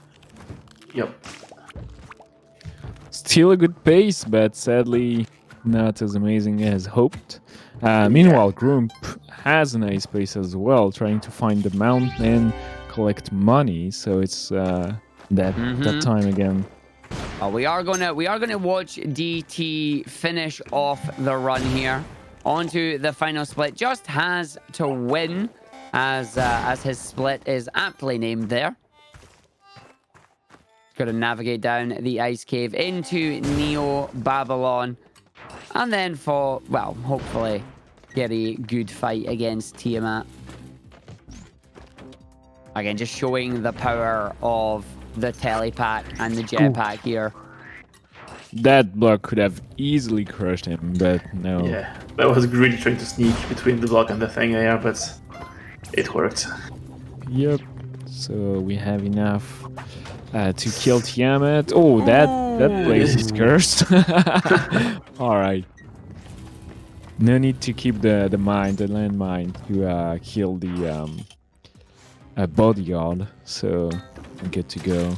Just one final level before Tiamat. And here goes the records. Yeah. 14:39 just passed. So apparently, when we mentioned somebody going back through the footage earlier for the speciality shop, there was no jetpack visible.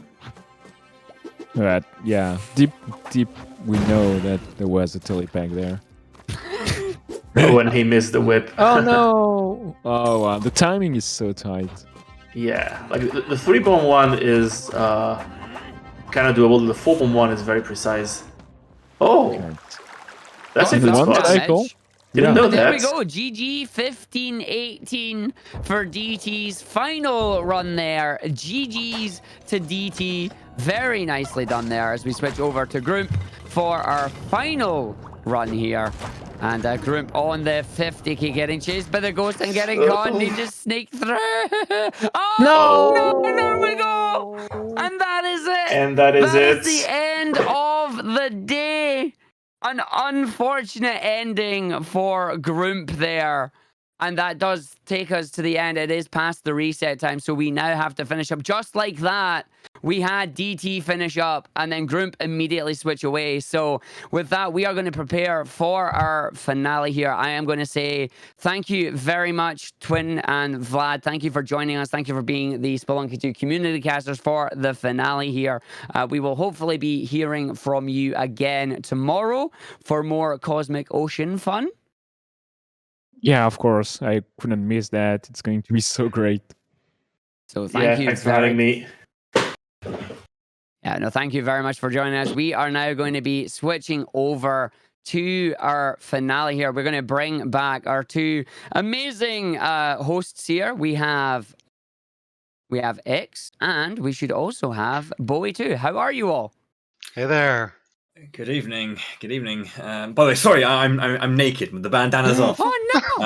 I thought I'd ramp up the age rating a little bit. Very nice. Yeah, it was an exciting day. As always, I think the thing we obviously want to talk about most is it happened. Trick, big checkbox. We did it. 5 for 5. It's been one hell of a day, but I think it's been a very interesting approach as well, because every single Break the Record Live before has been 3 days of one category. And to have one day for these runners to do this, what they've managed to put together has been really, really impressive. A lot of runners as well got, PBs. And so, of course, we had the record broken, but loads of records have been broken today for individual runners as well. So that's been a really successful day for that reason. So the obvious follow-on question is, are we going for 6 for 6 for tomorrow? Or are we saying that Spelunky 2 has been a success and we're done? We've broken a record. Oh, Spelunky's definitely a success. Like, okay, it is there a you go. case of Spelunky 2 was the event. Just because we're running 2 categories doesn't mean that we're 2 separate events. It is a case of Spelunky 2 Break the Record Live has successfully broken the record. Therefore, it's 5 of 5. Like, number 6 no matter what. Number 6 will be game number 6. So we will Double see or what nothing, happens, guys. Double or nothing. Let's do this. I think a good thing is 6 out of 5 is what we're going for. Right? Very nice.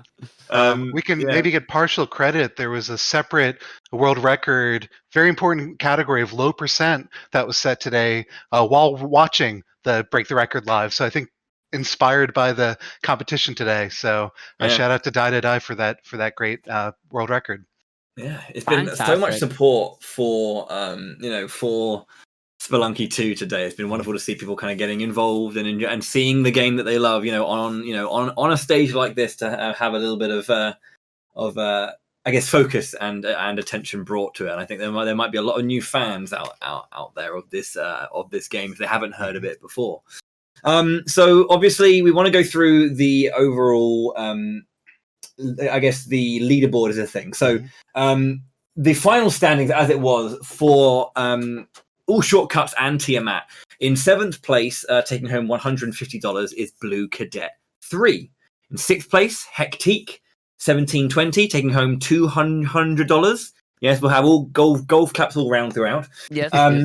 Back with a 1650 is in 5th place, taking home $250. Ooh, very lovely. In 4th place, Group with a 1646, 4 seconds ahead for $300 there. And in bronze position, 3rd place, Twiggle with a 1610, taking home $400. In 2nd place, Krill 71, 1547, $700. And our winner, and continuing their world record holding status, is DT with a 1432. $1,000 is the prize that he will be taking home as well today. So congratulations to all 7 of our runners for putting on one hell of a show, and congratulations on your winnings. Yeah, that's seven great times for 7 great runners. Yeah. Krill in 2nd place set a personal best beyond just the context of the racing situation. So just tremendous stuff from everyone. I'm so proud of the community for stepping up today. Yeah, and we're going to take a massive change tomorrow because it's Cosmic Ocean, which is going to be an endurance test more than anything else, because there's going to be so much. And then if we do get any ties, who gets there faster? So they're still trying to push really. It is a speed run, push as fast as you can, but there just might be that slight step of trepidation every step along the way as well. So an interesting dynamic tomorrow. For sure. So we're going to see even more of the world of Spelunky. We've been 1-1 through 6-4. You're going to see 7-4, the secret world of Sunken City, and then Cosmic Ocean, a deep secret that we kept using spoiler tags in our own community to Discord for more than a month after the release. So you're going to get all of the secrets in Spelunky tomorrow. It's going to be really exciting. Yeah, there's been a lot of stuff that we've noticed and seen today that we're like, well, let's talk about that tomorrow because that'll be a little bit more relevant tomorrow.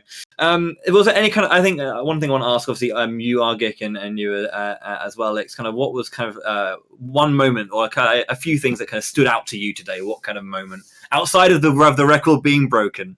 What kind of was a moment that you really enjoyed?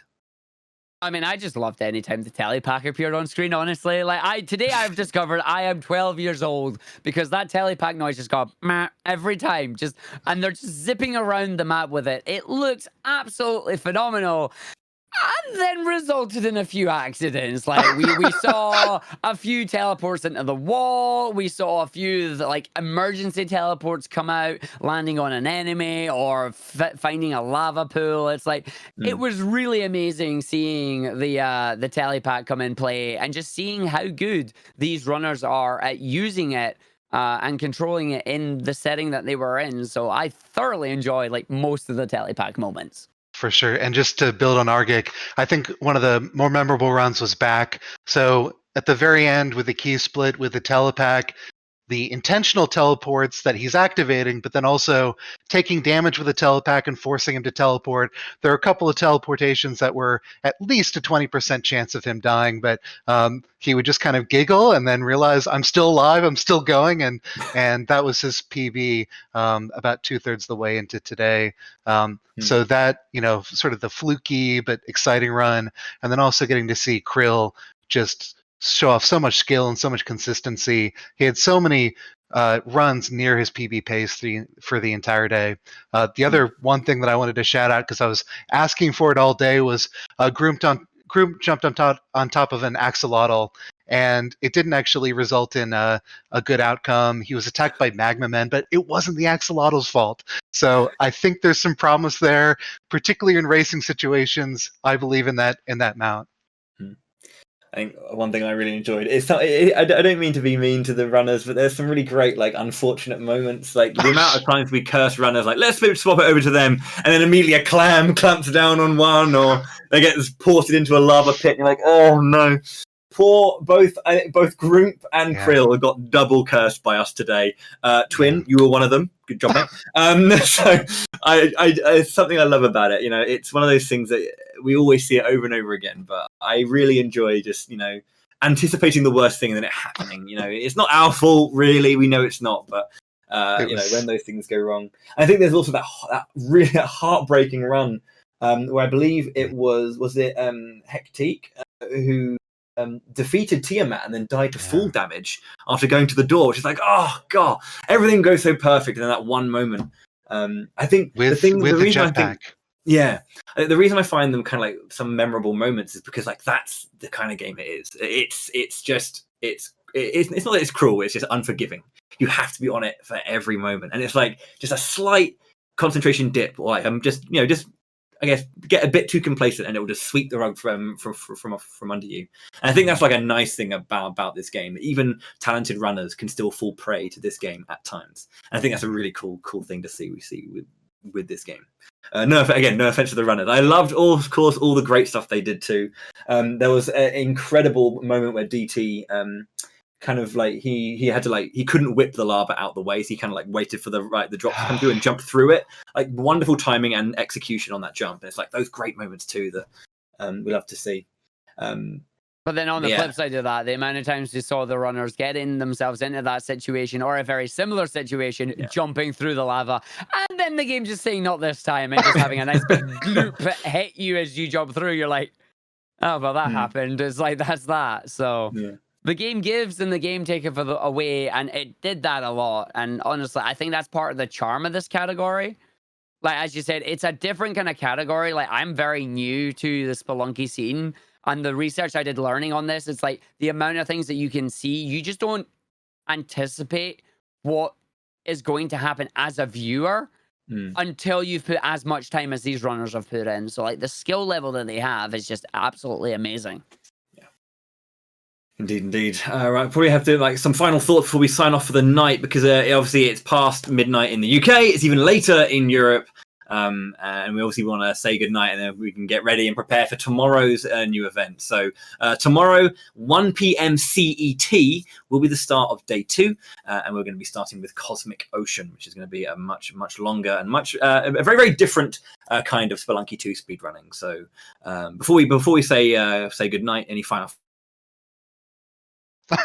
Well, before we say goodnight, he immediately disconnected, and that happened. Are you there now? Have you came back? Or I can disconnect completely. It's all day. It's just been going and coming back. Let's try that again. Any final thoughts before we go into Cosmic Ocean tomorrow? So just tomorrow on the runs, we're going to get really attached to runs that are going pretty late. And it's going to be really interesting to see if runners continue to push at a really fast pace through 99, or if they get up to the 70s, let's say, and they start to think, well, maybe if I slow down a little bit, I can actually finish this thing. I really have no idea.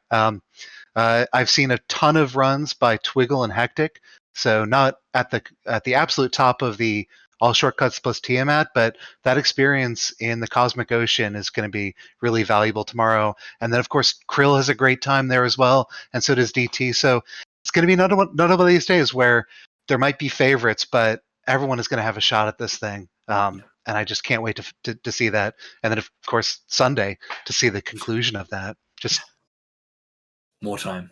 Yeah. Okay. Completely new ground to me. I'm looking forward to learning as we go through. Like, there's only so much research you can do for hosting something like this but when you see it in person, I'm ready to see my mind blown. Like, I'm ready to learn and see what's going to happen and react to all these cool things in the world of Spelunky. Excellent. Right then, before my Discord decides to die again and I get cut off, I think it's time to say goodnight. So once again, the key moments, we broke another record. Congratulations to DT for doing that today, and congrats to all of our 7 runners. We will have, I believe, there's 2 extra different runners going to be swapping out for 2 of them. So I think 5 are staying, and then there's 2 different runners who will be joining as well. So surprises abound. So I think it's Xanagir and Spef, I believe, are the other 2. That sounds right to me, yeah. Yeah. They're going to be joining. So you may have seen them in chat, and they're going to be showing their stuff tomorrow for a different category. Because again, different runners, different categories. That's how it goes. But yeah, it's been a great first day. 2 more days of Spelunky 2 to go. Thank you very much for watching. And from Argix and myself, I'll say good night, and we will see you tomorrow at 1 p.m. CET for the continuation of Break the Record Live featuring Spelunky 2. Until next time, stay classy, take care. Bye-bye.